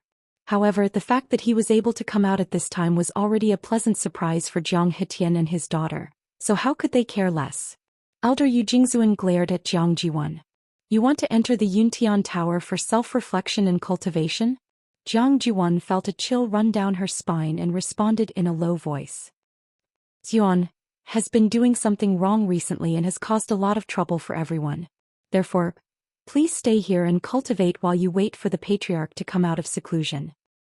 Clan leader has already been in seclusion for a few years. I don't know when he will come out. Once you leave, I don't know when you'll be able to come out. Are you sure?" Honorable Elder Yu Jing narrowed his eyes. Jiang Jiwan's hands, which were crossed on her lower abdomen, were tightly intertwined. After a moment she said, "Clan leader has always treated Ziyuan with love and care. This is what Ziyuan should do. As long as clan leader doesn't come out of seclusion, Ziyuan will not step out of Wanzhong Mountain." Wanzhong Mountain was the place where clan leader was in seclusion. Elder Yu Jing stared at Jiang Jiwan from head to toe for a long time. "Since that's the case, from today onwards you will go. Oh, why is this place so lively?" Before Honorable Elder Yu Jing could finish his words, a voice with a smile came from afar. However, when they heard this voice, their expressions changed. In the blink of an eye, that person's figure had already approached quickly. "Greetings to 36 Honorable Elder Ming." The guard bowed respectfully. 36 Honorable Elder Ming chuckled and waved his hand. His eyes quickly swept across the few of them and he asked in surprise, "Oh, Patriarch Jiang, when did you guys come? Why didn't you say anything in advance? Look, you came from afar, but we didn't make any preparations in advance. What if we neglected you?" Jiang Hetian's face was faintly green. Why is this guy here? And judging from his words, he's clearly here to cause trouble. He deliberately only revealed the news to Elder Yu Jing because he wanted to enter the Yuntian Tower before the news spread. As long as what was done, the others couldn't jump out to object. However, now that 36 Honorable Elder Ming was here, it would be difficult for Jiang Jiwan to enter the Yuntian Tower. He forced a smile and said, 36 Honorable Elder Ming is busy and doesn't dare to disturb you. We have already asked Honorable Elder Yu Jing. I heard you guys talking about clan leader just now. What's going on? 36 Honorable Elder Ming chuckled and interrupted him. He calmly and decisively brushed this matter aside and looked at Jiang Jiwan. Seems it has something to do with you? Asking the obvious, Jiang Jiwan was secretly angry. According to 36 Honorable Elder Ming's identity and strength, he could immediately know what he wanted to know. He spoke so openly just to deliberately make things difficult for her and embarrass her. However, Jiang Jiwan didn't dare to say anything and could only repeat what she said earlier. Of course, she said it in a sad, pitiful and sincere way. However, this was of no use to 36 revered Elder Ming. So you'll be staying in the Yuntian Tower from now on? 36 Honorable Elder Ming asked directly after hearing that. Jiang Jiwan choked. Why does this sound so strange? If clan leader can come out of seclusion soon, then Xuan can naturally. Clan leader has been in seclusion for a few years. If there's another 10 years, 20 years. Tiske, if I remember correctly, Xuan, you're already at the age of marriage this year, right? You're wasting your youth here. Wouldn't that be a waste? 36 Honorable Elder Ming sighed. Jiang Jiwan's expression instantly became very interesting. Marriage? Was he deliberately mocking her for not being chosen as the princess consort? All these years, everyone thought that she would be the mistress of the Yuntian Tower, but in the end there was nothing. Jiang Jiwan lowered her eyes, afraid that the emotions in her eyes would surge out and be seen by them. She gritted her teeth and said, "This kind of thing can't be forced in the end. Still depends on fate. Moreover, my personal matters are insignificant. Compared to clan leader coming out of seclusion, it's really not worth mentioning. Whether it's 10 years, 20 years or even longer, I can wait." She spoke very firmly, because this was her only way out at the moment. 36 Honorable Elder Ming raised his eyebrows and the smile on his face faded. Even if you're willing to do this, you have to see if the others agree. After all, this Yuntian Tower doesn't belong to your Jiang family, right? Jiang Jiwan's heart skipped a beat and she quickly defended herself. 36 Honorable Elder Ming, I didn't. Moreover, clan leader status is precious and special. Figo, what kind of name will you have? 36 Honorable Elder Ming stroked his beard. Now that the princess consort is in charge of the Yuntian Tower, she will handle everything. You don't have to worry about this. Mobile users, please browse and read. A better reading experience comes from Love Network. Chapter 1405. Dead silence. The moment Chu Liwei finished speaking, the surrounding air seemed to have frozen. Elder Bo Yan's eyelids twitched violently, and he asked almost instinctively, Used. What does that mean? Chu Liwei suddenly smiled and her eyes curved into crescents. I used it to reconstruct the three-eyed eagle's physical body. She was still hesitant about whether she should confess this matter. After thinking for a while, she finally chose to tell the truth. On one hand, the reaction of the scale had already pointed the finger at her, and the Great Phoenix Dragon clan would definitely investigate this matter to the end. On the other hand, she had formed a contract with Zichen, and she would have to summon him whenever she traveled in the Divine Ruins world. The two Great Phoenix Dragon wing bones were in its body, so how could they not find it? This matter could not be concealed at all, and it would be exposed sooner or later. Instead of running away pathetically, it was better to face it directly. So what if she used it? When Mao Yao heard Chu Liu's words, his vision turned black and he almost fainted. This Shangguan Yu actually used their noble corpses to reconstruct the three-eyed eagle's physical body. Disgrace. This was the greatest disgrace. Before coming here, he had imagined countless scenarios. However, he had never thought of this one. Although the three-eyed eagle was also a divine beast, its level was obviously much lower than theirs. How dare Shangguan Yu do this? Yu, Mao Yao's chest seemed to be surging wildly and he could not even complete his sentence. He only raised his finger and pointed at Chu Liwei, his body trembling slightly. The onlookers were also shocked. What kind of trick was this? Using the Great Phoenix Dragon's corpse to reconstruct the three-eyed eagle's physical body? Although the effect was not bad, that was a Great Phoenix Dragon. Elder Bo Yan's face was blank. At this moment, the first thought that flashed through his mind was, no wonder the three-eyed eagle's combat power was so strong. It did not lose to the crimson gold heavenly phoenix at all. This is a serious matter. Don't let your emotions affect your decisions and speak nonsense. Elder Wanjing suddenly let out a deep shout. Chu Liyue looked in the direction of the voice. Elder Wanjing's face was cold, but his eyes were filled with anxiety and nervousness. Chu Liyue couldn't help but laugh. She knew that Elder Wanjing didn't want her to bear the brunt of the danger, so he said that on purpose. But she was the one who did it, so she should bear all the responsibility. She raised her chin slightly. This was done by me alone. It has nothing to do with Taizu or the academy. If you want to find out who's responsible, just come at me. You could. Sheng Wanjing went forward and grabbed her arm, looking anxious. Did she know how much trouble this would bring her? The great Void Phoenix dragon race had chased after him for thousands of years just for that corpse. Now that she had taken it for herself, she had touched their reverse scale.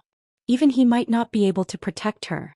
Chu Liyue's lips curved slightly, and then she pried Taizu's hand away bit by bit. Taizu, one person is responsible for one's actions. This has nothing to do with you. But I knew that this day would come when I dared to do this. After Chu Liyue finished speaking, she suddenly tapped her toes. Her figure quickly flew into the sky. Finally, she stopped when she was almost at the same level as Mao Yao and the others. You. Elder Wanjing wanted to go over without thinking, but Elder Huafeng stopped him. Wait. Let's see what that girl plans to do. Elder Wanjing was extremely anxious. What time is it now? If we're late, I'm afraid she would lose her life. Elder Huafeng gritted his teeth. Didn't you see that Rong Xiu hasn't moved yet? Perhaps they have other ways. Elder Wanjing turned his head and saw that Rong Xiu was still standing on the spot. He looked up slightly and was staring at the two sides that were in a confrontation. His face was expressionless, making it hard to guess. Elder Wanjing and the others hesitated. They all knew how much Rong Xiu cared about Shang Guanyu.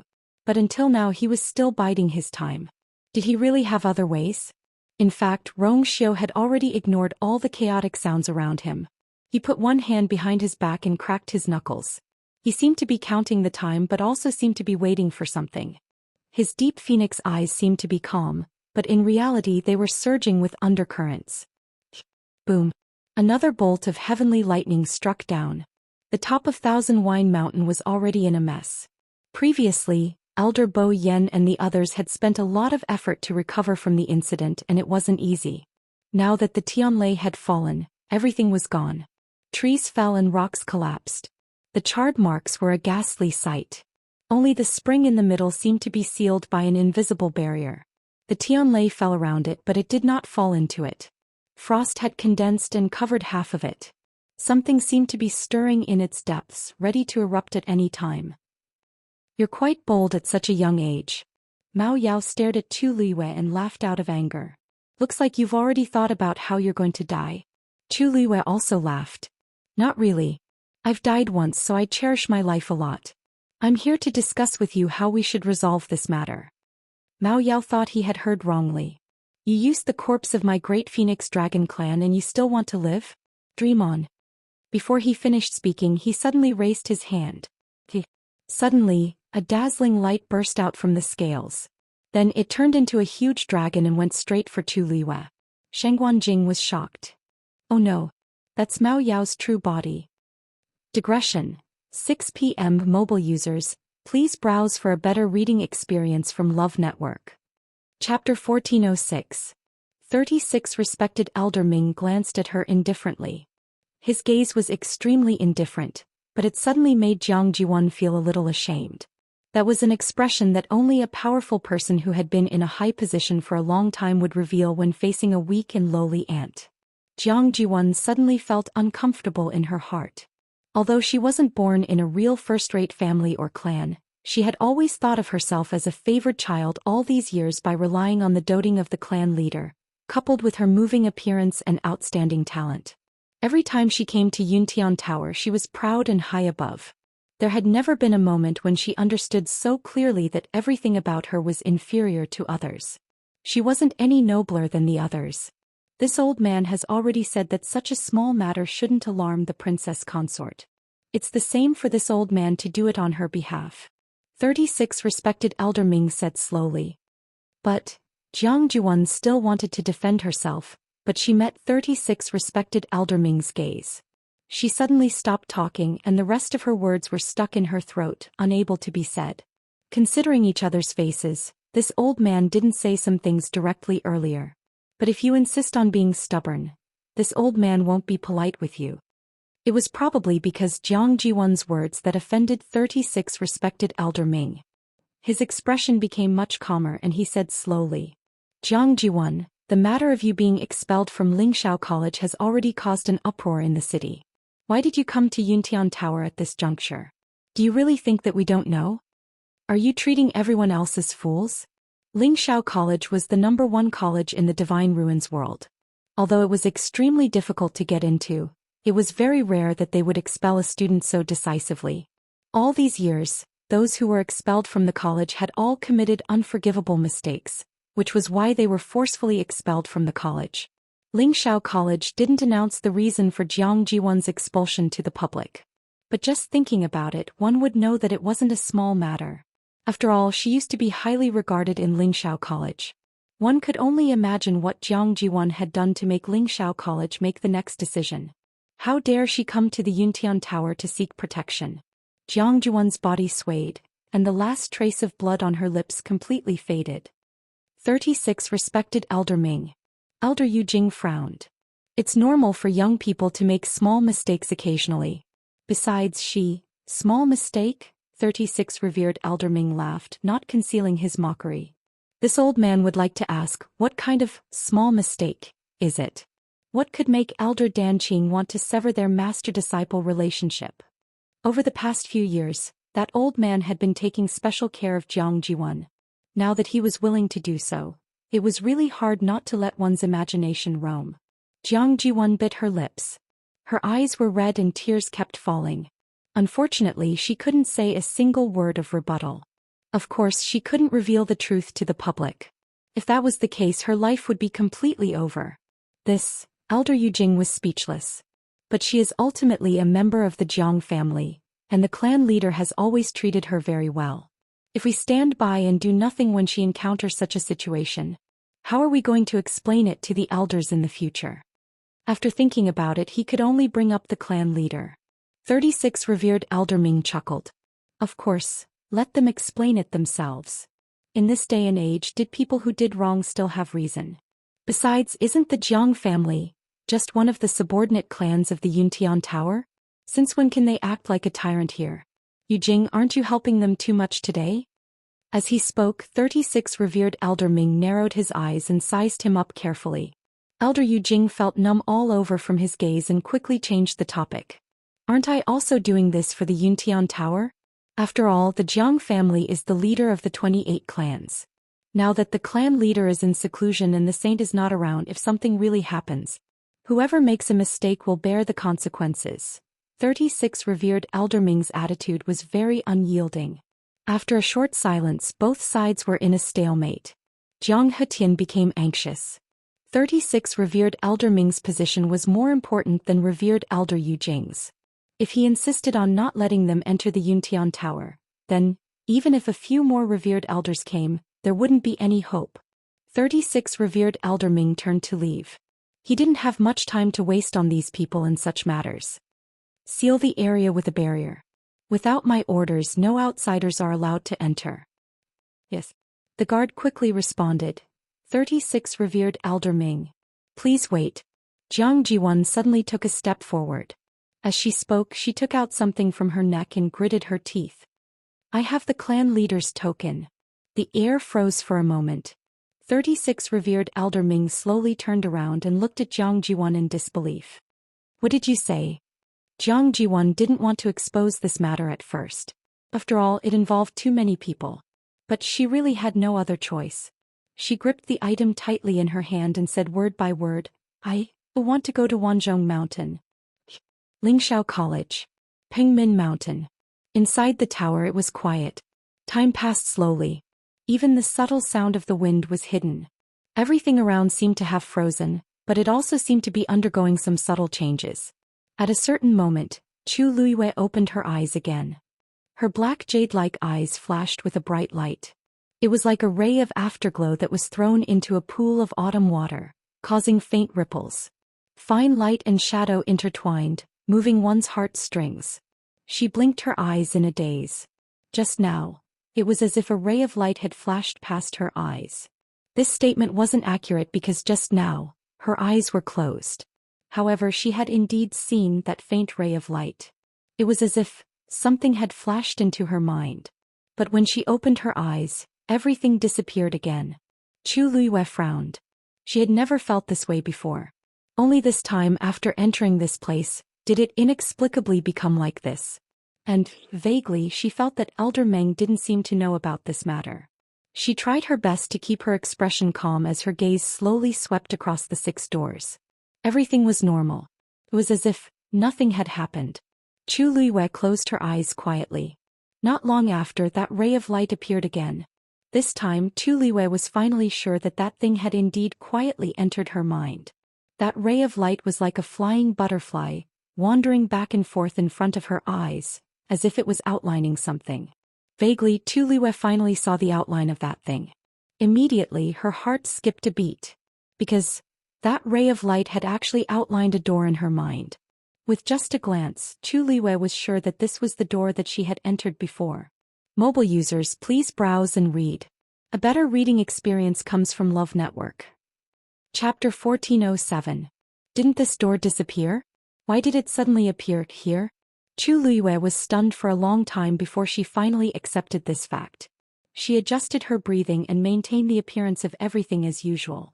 Gradually, the outline and lines of the door became clearer. Finally, it appeared in front of Chu Luiyue's eyes. If only this door could be opened.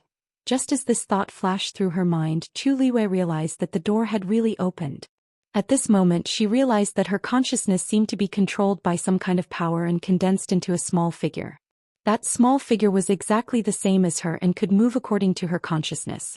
Just as she was about to enter, the small figure entered through the door. Light and shadow changed in front of her eyes.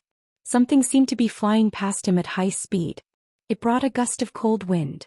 After a long while, the surroundings gradually quieted down. Chu Luiyue opened her eyes. Immediately, she held her breath. She had actually entered the door. It was still the same square space and all kinds of free and unrestrained lines were drawn.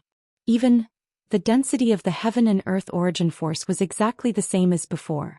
The invisible surging power began to gather rapidly in Chu Luiyue's body. At the top of the tower, in the quiet and empty room, a blue-robed old man sat cross-legged. His hair was white and his face was wrinkled with traces of time erosion. His aura was ethereal and he had the demeanor of an immortal. In the void in front of him, a horsetail whisk floated quietly. It was so quiet that one could hear a pin drop. Suddenly his brows moved slightly. A low and hoarse voice came from his throat. The next moment he opened his eyes. It was a pair of gray eyes that were extremely pure and clean. They were as pure as a newborn baby, and as vast as the vicissitudes of life that had seen thousands of sails, deep and tolerant. If one were to meet such a pair of eyes, it would be as if all the secrets would be exposed. At this moment he was looking at a door not far in front of him. That door and his horsetail whisk looked at each other from afar, facing each other. A look of contemplation flashed through Elder Meng's eyes. This door doesn't seem right? But upon closer inspection, it seemed to be quite normal and he couldn't tell what was wrong. Am I thinking too much? Elder Meng calmed his heart. During this period of time he had been tormented by this thing to the point of choking. It was a little restless before and he spent a lot of effort to move it from the first floor to the top floor. He put it in front of him and looked at it personally. I can't let anything happen again. Elder Meng stared at the door for a while to make sure there was nothing wrong with it before he closed his eyes again. But his heart was still drumming more or less. This lass. She really doesn't want it just like that. If I catch her later. He muttered a few words to himself before he returned to his meditative state. Only that Dort teat. You know what state she was in her current state. Plus, if it's really such a big movement, there's no reason for Elder Meng to not come out. Unable to figure it out, Chu Luiyue decided not to think about it. Time was precious, and she had to seize every opportunity to cultivate as soon as possible. After all, it wasn't easy for her to come here. After calming her mind, Chu Luiyue began to focus on cultivation. Now that she was at the early stage of the 9th stage, her cultivation efficiency was naturally much higher than before. Plus, ever since she came back from the northern wilderness, she noticed that her aura seemed to be undergoing obvious changes every day. It was as if she had devoured too much power in the tomb, and now that she was gradually releasing it and integrating it into every inch of her body, her strength naturally increased. Plus, after she broke through to the 9th stage, the changes were far more than that. Chu Liyue thought for a while and looked at her dantian again. On the water droplet, 9 dazzling lines shone brightly. Although the last line was slightly inferior, it was still very eye-catching. The black pyramid was covered with countless cracks like a spider web. Especially in the middle, there was a crack that went all the way from the top of the pyramid to the bottom, almost completely penetrating it.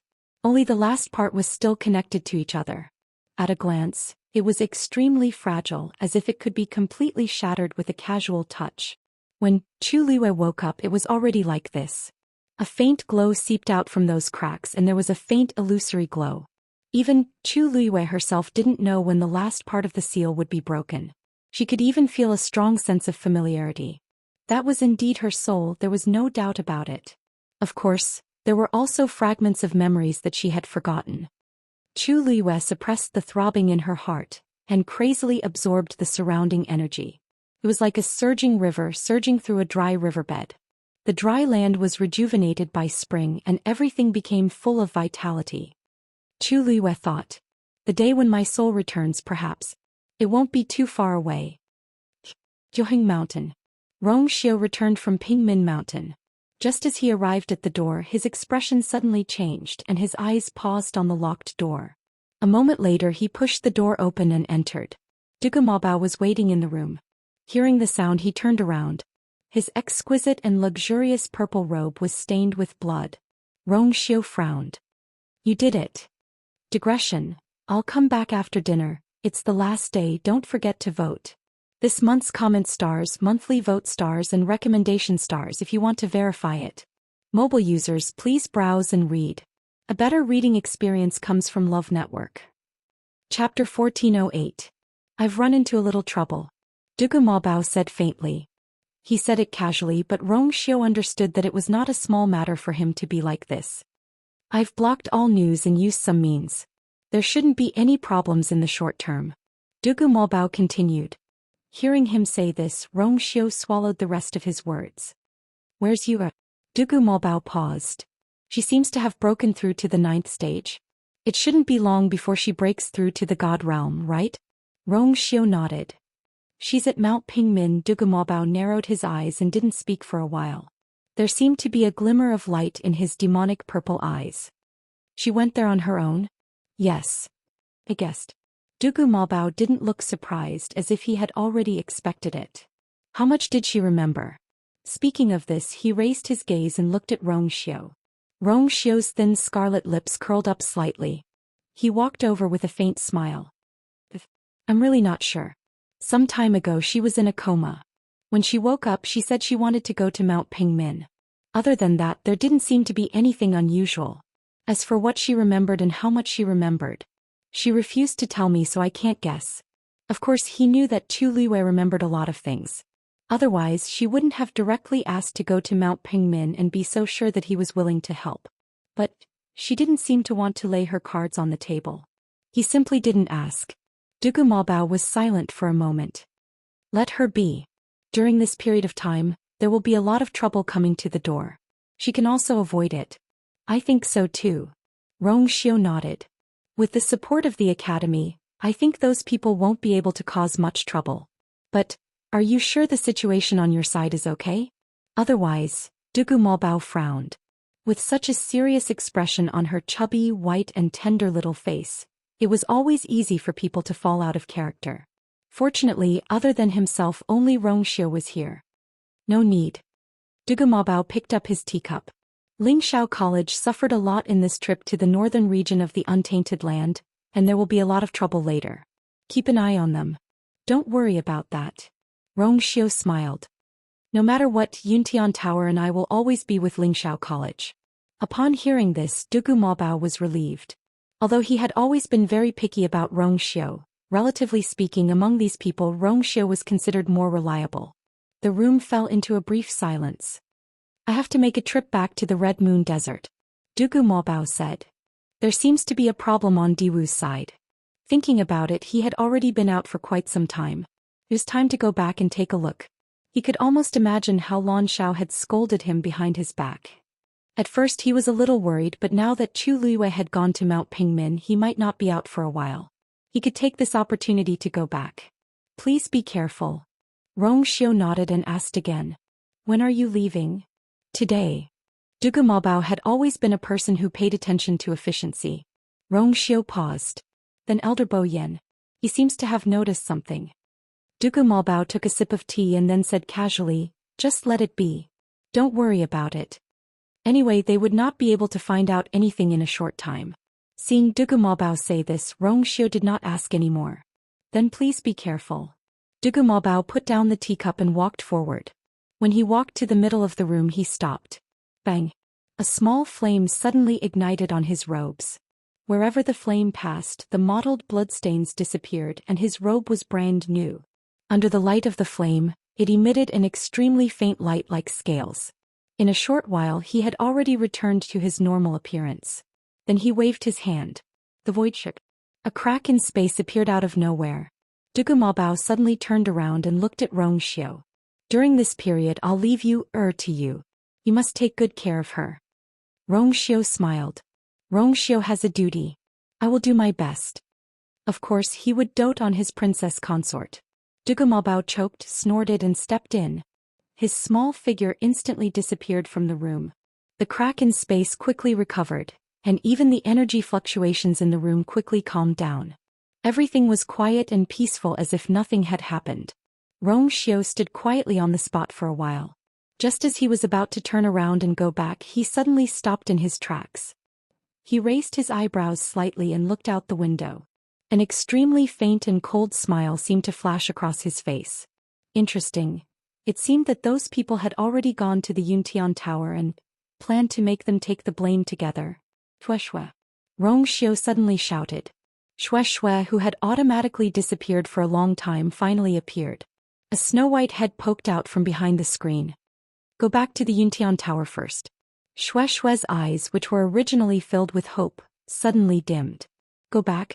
What's so good about going back? My dear Yu-er is here. Although I can't see her, at least we're in the same place. If I go back, who knows when I'll see her again? Wuxia glanced at it with a cold gaze. Patriarch is finally coming out of seclusion. I have to go and express my gratitude. Shueshue's eyes flashed with surprise. Coming out of seclusion? Didn't he? Meeting Wuxia's gaze, Shueshue suppressed the doubts in its heart, sneezed and left obediently. When its figure disappeared, Wuxia's lips curled up slightly. He actually came out of seclusion. That's really even more exciting. Digression. It's the last day. Mobile users, please browse for a better reading experience from Love Network. Chapter 1409. The Liang family rushed to the Yuntian Tower as fast as they could and bumped into Jiang Hetian, who was about to leave. When enemies met, their eyes blazed with hatred. Because of Liang Shaokong's death, Liang Yi'er and Liang Xiaoxiao now viewed everyone in the Tomb of Immortal Water as their enemy. Among them was the head of the Jiang family, Jiang Hetian. Seeing their aggressive approach, Jiang Hetian already understood 70% to 80% of what was going on. Before he came, he had already asked Jiang Jiwan to tell him everything that had happened in the northern region of the wilderness. Jiang Jiwan also knew that only her father could be relied on at this time, so she told him everything. Liang Shaokong's matter was also included. Head of the Liang family. Jiang Hetian cupped his hands politely. However, the other party didn't buy it. He scanned the surroundings and found that Jiang Hetian was the only one here. Jiang Jiwan was nowhere to be seen. His heart sank. Where's Jiang Jiwan? You're asking about my daughter? Oh, she just entered the Yuntian Tower with 36 revered elders Ming and Yu Jing to accompany the head of the family at Wanzhong Mountain. Jiang Hetian played it down. However, his words revealed an important piece of information. Jiang Jiwan was now under the protection of the Yuntian Tower. Liang Yi'er and his daughter's expressions changed slightly. They had hurried over because they were afraid of such a situation. They didn't expect, this is really strange. Jiang Jiwan has already been expelled from Lingxiao College. Logically speaking, the Yuntian Tower wouldn't accept her at this time, right? Why would they let her in? Liang Xiaoxiao didn't have that much patience and directly said coldly. Jiang Hetian was displeased, but he could only endure the other party's status and laugh. Although Ziyuan is my daughter, she grew up in the Yuntian Tower and has a close relationship with the head of the family. The revered elders of the Yuntian Tower have always treated her as their closest junior. What's so strange about this? Liang Xiaoxiao sneered. Was Jiang Jiwan worthy? The patriarch of the Yuntian Tower was still in closed-door training. It was impossible for him to speak up for Jiang Jiwan. Moreover, things were different now. Right now Yuntianke had a real princess consort overseeing it. There was no room for Jiang Jiwan to jump around.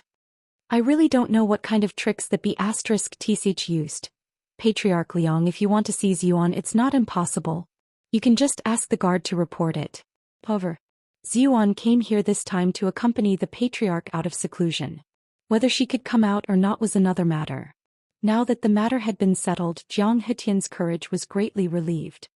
Liang Xiaoxiao was furious and was about to step forward. Xiaoxiao. Liang Ye was rather calm as he called out to her in a deep voice. Only then did Liang Xiaoxiao manage to suppress the anger in her heart.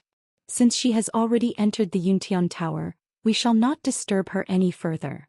Liang Ye was very decisive. The Yuntian Tower should know the consequences of doing this. But they still did it.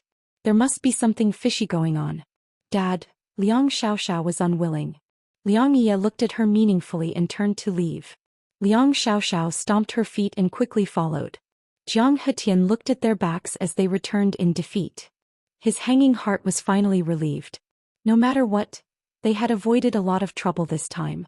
With the Yuntian Tower, their immortal water mausoleum would not have any problems. Dad, why did you stop me just now? I want to ask those people in the Yuntian Tower if there's something wrong with their brains. How could such B*TCH deserve their protection?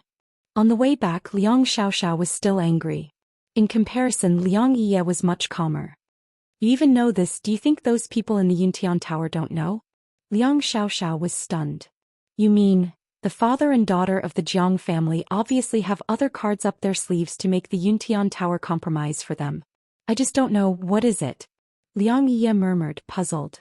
Xiaoxiao, you used to have a good relationship with her. Do you know anything? Liang Xiaoxiao sneered. She's a person who only thinks for herself and is very careful. If she really had such a powerful card up her sleeve, do you think she would let me know? Liang Ye frowned. If that's the case, it'll be difficult to find trouble with her. Who knows when the leader of the Yuntian Tower will come out of seclusion. Besides, if he comes out of seclusion, what will happen if he protects Jiang Jiwan even more? Liang Xiaoxiao was silent for a while before she said, strange. In the end, Jiang Jiwan is just a subordinate of the Yuntian Tower. How did she get to such a position? I heard that the leader of the Yuntian Tower doted on her since she was very young and specially brought her to the Yuntian Tower to raise her. If not for that, she would not have been so successful. Liang Ye shook his head. I'm afraid only they know the answer to this mystery. Then father, what should we do next? We can't just let her go like this, right? Liang Xiaoxiao would never be willing to do this. Liang Ye pondered for a long time. Send someone to investigate first and see if we can find any evidence. Many people have been investigating Chuyu recently. What do you know about him? Chuyu? Isn't he on good terms with Rongxiu? But I don't know anything else. Although Chuyu's name had been very famous in the academy during this period of time, his background was indeed a mystery. It seems that Rongxiu wants to protect him. However, I heard that Chuyu broke through from the 8th stage to the 9th stage in just a few days in the northern part of the Great Desolate Land and was even taken away by a group of mysterious people.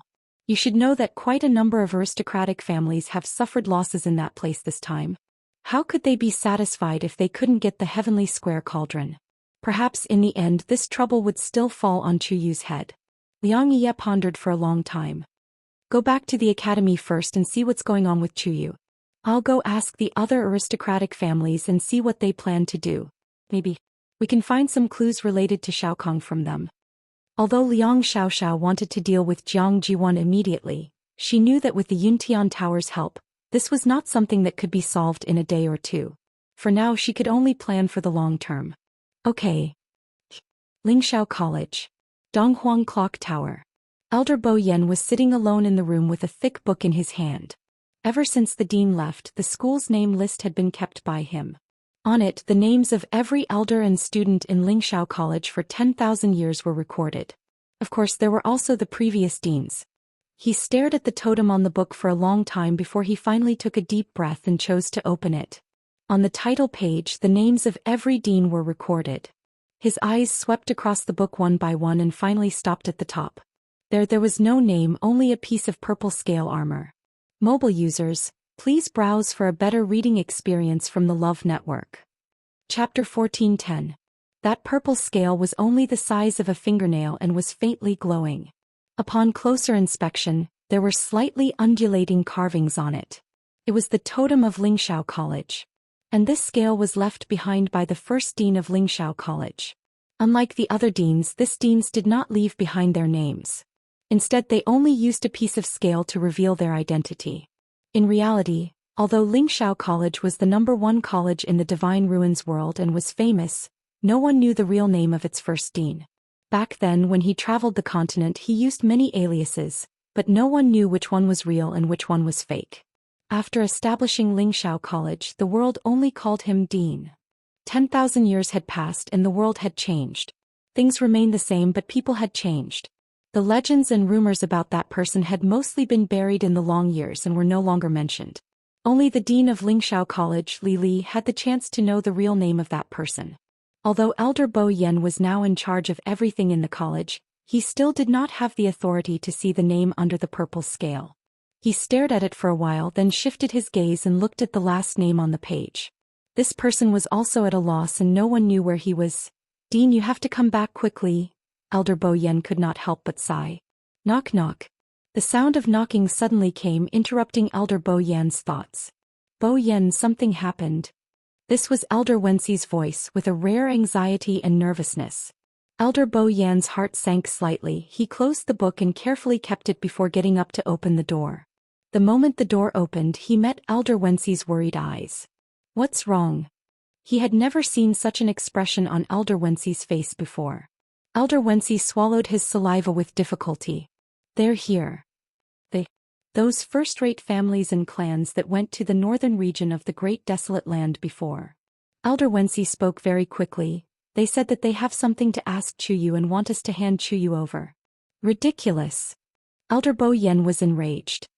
This whole thing was carefully planned by someone behind the scenes. They can't find the mastermind, so they came to find trouble with Chuyu. This was completely unreasonable. Bo Yen. Elder Wenxi took a deep breath. Every family has people who died in those 9 valleys.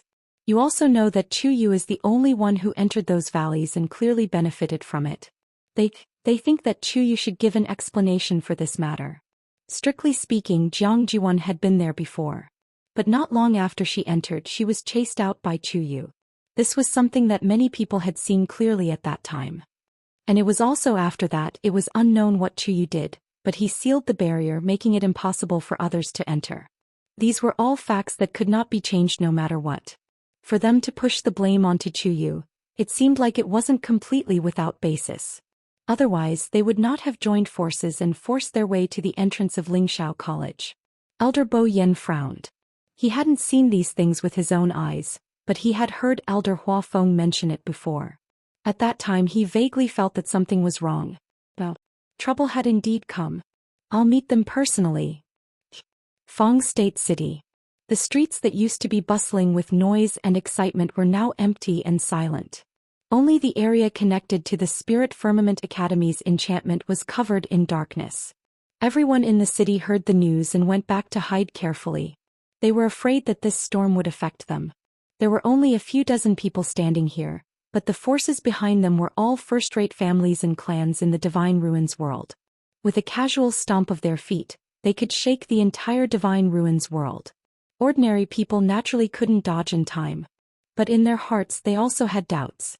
They didn't know what had happened to make these people choose to join forces and challenge Lingxiao College. This was the first time in 100 years. Everyone stood in one place, each of them silent. The atmosphere was oppressive and the air was condensed. It was almost suffocating. Not far away, the elders in charge of guarding the barrier also had solemn expressions. The confrontation between the two sides was about to break out. When Elder Bo Yen rushed over, this was the scene he saw. Even though his heart was burning with anger, he had no choice but to suppress it at this moment. He took a deep breath and was about to walk out of the barrier. Bo Yen, Elder Wenxi and the others hesitated and called out to him. They didn't come with good intentions. It would be dangerous to go out rashly. Elder Bo Yen gave them a reassuring look. These people just wanted to use this formation to force them to hand over Chuyu. They didn't really want to completely fall out with Lingxiao College. Now that he represented the entire school, they didn't dare to do anything to him. After comforting them, Elder Bo Yen stepped out of the barrier.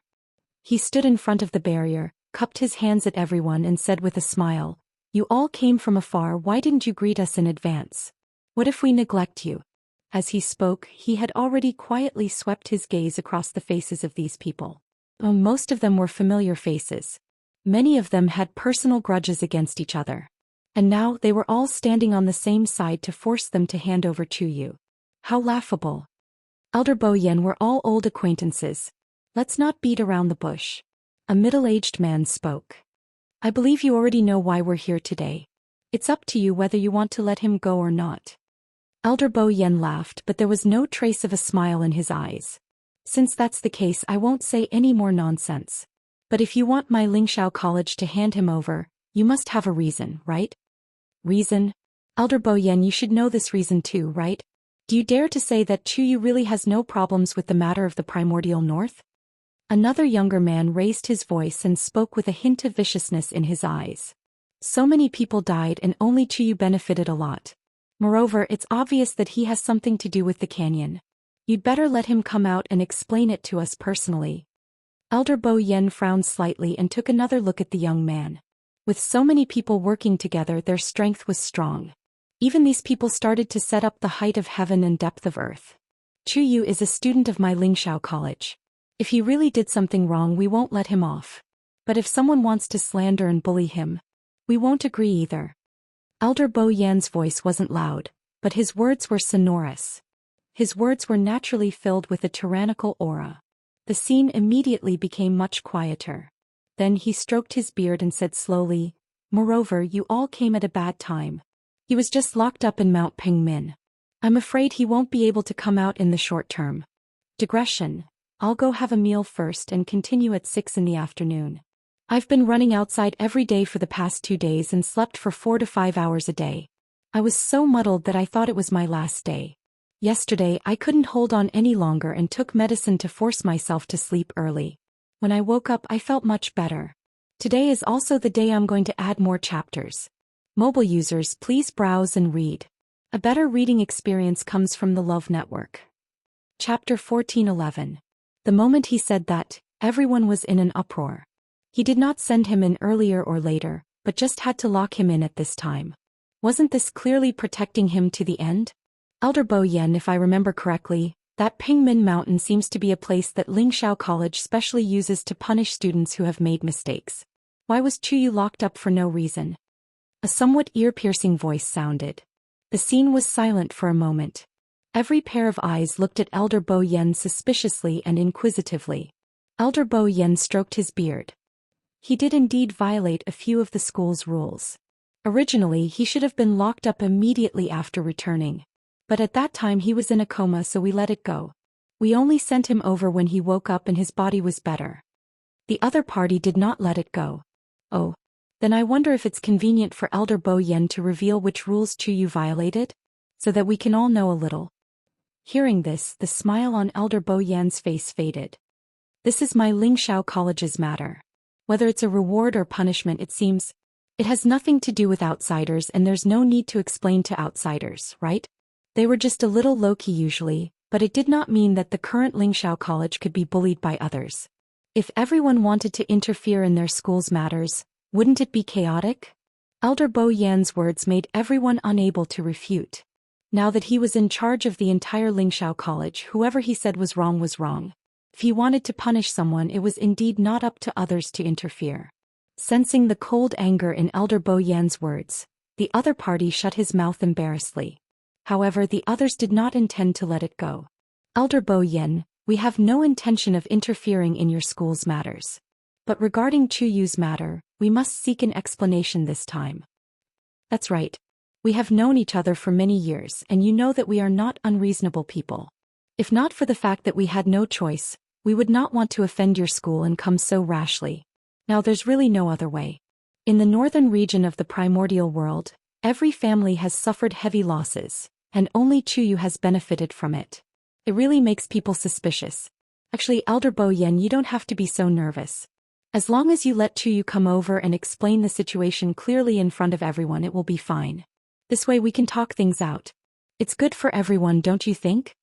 These people spoke one after another and said a lot of things. However, Elder Bo Yen only laughed coldly in his heart. He had lived for so many years, what had he not seen before? Hearing this, these people were indeed quite considerate. But in reality, that was not the case at all.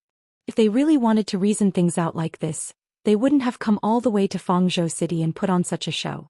In other words, the knife was already on his shoulder. If he pretended that he wanted to communicate properly, would it be believable? How laughable. Elder Bo Yen was also very magnanimous. Although he was indignant in his heart, his expression did not change much, and he restrained himself from being polite. As the other party spoke, he listened. It wasn't until the other party had spoken until their mouths were dry and their tongues were dry that he nodded his head unhurriedly. Everyone's words are very reasonable. Many people's eyes lit up. However, Elder Bo Yen changed the topic. This old man also has some things to say to all of you. The primordial northern region is very dangerous. Since ancient times, who knows how many experts have gone there but never returned. When all of you brought people there previously, you should have understood this point, right? Not to mention all of you, even my Lingxiao College was in danger this time. We lost 3 elders and several students. You came to my Lingxiao College to ask for an explanation then. Who should we look for? Everyone was speechless. Moreover, when all of you were willing to take the risk to go to the primordial northern region at the beginning, it should have been because of the heavenly square cauldron. Now everything has been proven. This is just a piece of fake news deliberately released by someone. The purpose is to lure everyone there and then to cause harm. You did not investigate who the mastermind behind this is, but instead came to my Ling Shao Academy to question a teenager? Do you think that all of this was planned by him? Some people's expressions had already begun to turn ugly. This old man knows why all of you are only targeting Chu Yu. It's because he obtained some opportunities in the primordial northern region, and you think that there's something wrong with him. But luck was something that could never be predicted. Just because he had coincidentally obtained something, he had to be attacked by a group of people. Wasn't this a little too unfair? You might not know, but Chu Yu originally did not go to the primordial northern region this time. It was only later that someone used some methods to lure Huafeng and the others there that he followed. Elder Bo Yen laughed, his old and deep gaze swept across the crowd. There's one last point. This old man wants to ask all of you. If you want to find Chu Yu for an explanation, can you take out any evidence to prove that the deaths of your people have anything to do with Chu Yu? As soon as he finished speaking, the entire place fell silent. In fact, how could they not know that they were just relying on their numbers to make trouble for no reason? In the end, they were just angry. However, they could not find the culprit and could only find a soft persimmon to pinch. Everyone thought that Lingxiao College would hand Chu Yu over on account of them coming forward together. However, they did not expect Elder Bo Yan's attitude to be so unyielding. No matter what, he wanted to protect Chu Yu. This made some people start to suspect Chu Yu's identity. After a moment of stalemate, Elder Bo Yen softened his tone and said amiably, "Actually, this old man can understand everyone's feelings. After all, it's not easy for any aristocratic family to nurture an expert. Furthermore, everyone suffered heavy losses in the primordial northern region. Why don't we join forces to investigate this matter first? There's strength in numbers. Perhaps we can find something. Also, after a period of time when Chu Yu comes out of Mount Pingmin, let him explain it to everyone." Elder Bo Yen retreated in order to advance and gave them a way out. Many people hesitated. They did not want to make things too ugly with Lingxiao College.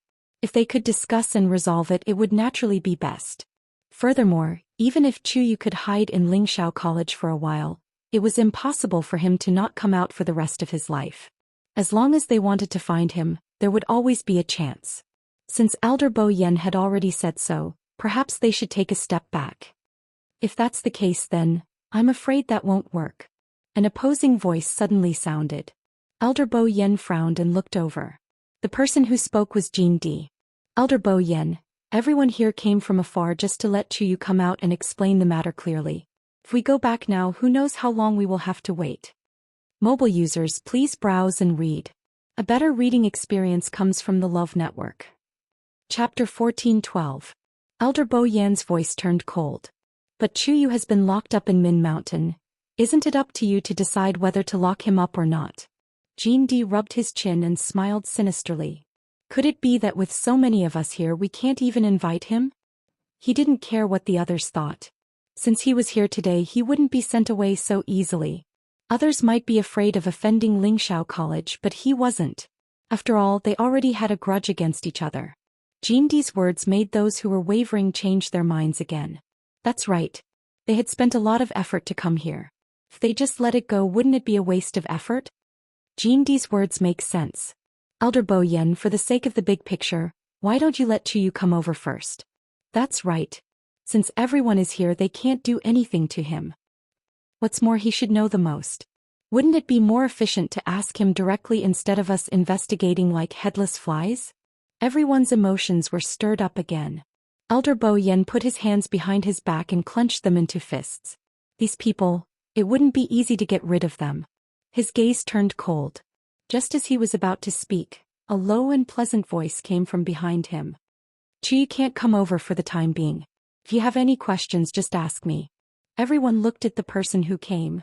There was a moment of silence. The man who slowly walked over was tall and slender, handsome and enchanting. From top to bottom, from inside to outside, he seemed to have restrained all the elegance in the world. There wasn't a spot that wasn't perfect. He was really elegant and charming.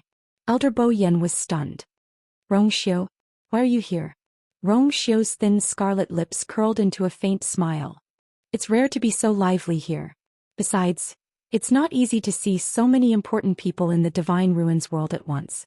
I naturally have to come and take a look. What he said was, This Highness.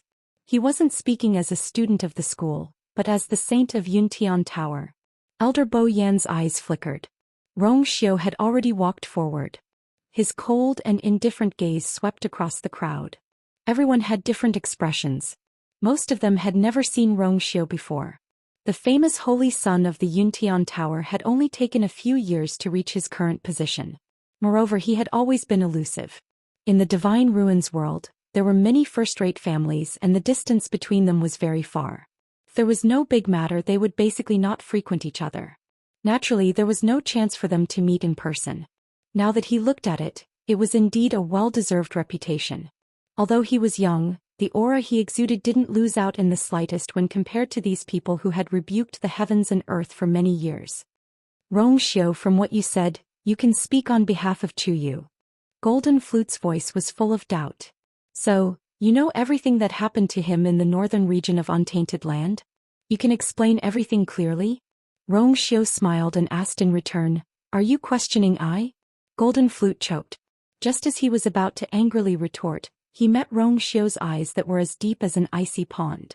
In an instant, a chill suddenly surged in his heart, and most of his anger was inexplicably extinguished. That disdainful and indifferent gaze suddenly reminded him. According to the other party's status, he was indeed qualified to speak to him like this. Rongxiu was the holy son of the Yuntian Tower. Most importantly, he now held great power in his hands. Only the sect master of the Golden Wing sect could be on equal footing with him. And he, Golden Flute, absolutely did not have this qualification. Even if he was old and experienced, it was still not enough. The atmosphere became somewhat stiff and strange. They might have dared to threaten Elder Bo Yen, but they didn't dare to treat Rongxiu like this. Because Elder Bo Yen didn't dare to bet the entire academy, but Rongxiu could raise the power of the Yuntian Tower and fight to the death with them. This was a ruthless character who killed without batting an eyelid.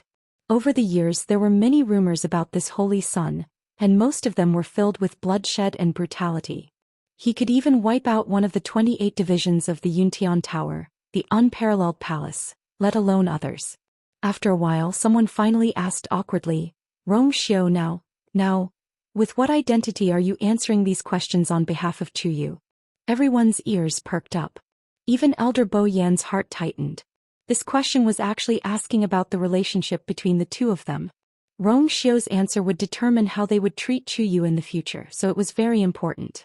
In the silence, Rong Xiu's sword-like eyebrows raised slightly, and the corners of his lips curled into a slight smile. I must give a title. I am her direct relative. Now if you have any questions you can ask. Red Moon Desert. It was currently daytime and the scorching sun was overhead. Yellow sand billowed and the air seemed to be distorted by the heat waves. A petite and vigorous figure suddenly appeared on the sand dune. Suddenly the surrounding yellow sand rapidly gathered, and in the blink of an eye, it formed several sand balls. They flew towards that person from all directions. Zhoosh! That figure instantly disappeared from where she was. These sand balls collided with each other and quickly dispersed. In the next moment, on another sand dune dozens of miles away, that figure appeared again. Poof! A fist formed by yellow sand suddenly appeared from the void, and went straight for that person's back. However, that person seemed to have eyes at the back of her head. She bent her waist and quickly pounced forward. She narrowly avoided this attack. At the same time, her feet moved quickly and she immediately kicked with her long legs. Bang! The fist formed by yellow sand was instantly kicked to pieces. Only then did that figure finally heave a sigh of relief. She straightened her body and smiled brightly, her almond-shaped eyes sparkling. This person was Mu Hongyu, who had been specially sent here by Chu Liyue to cultivate. After staying here for a few months, her originally fair face had been tanned to a wheat color. The daily high-load training almost left her no time to rest, but fortunately she gritted her teeth and persevered. Senior Diwu, this time I finally passed the test, right? Digression. After a meal I will continue at about 9 o'clock. Mobile users, please browse for a better reading experience from LoveNet.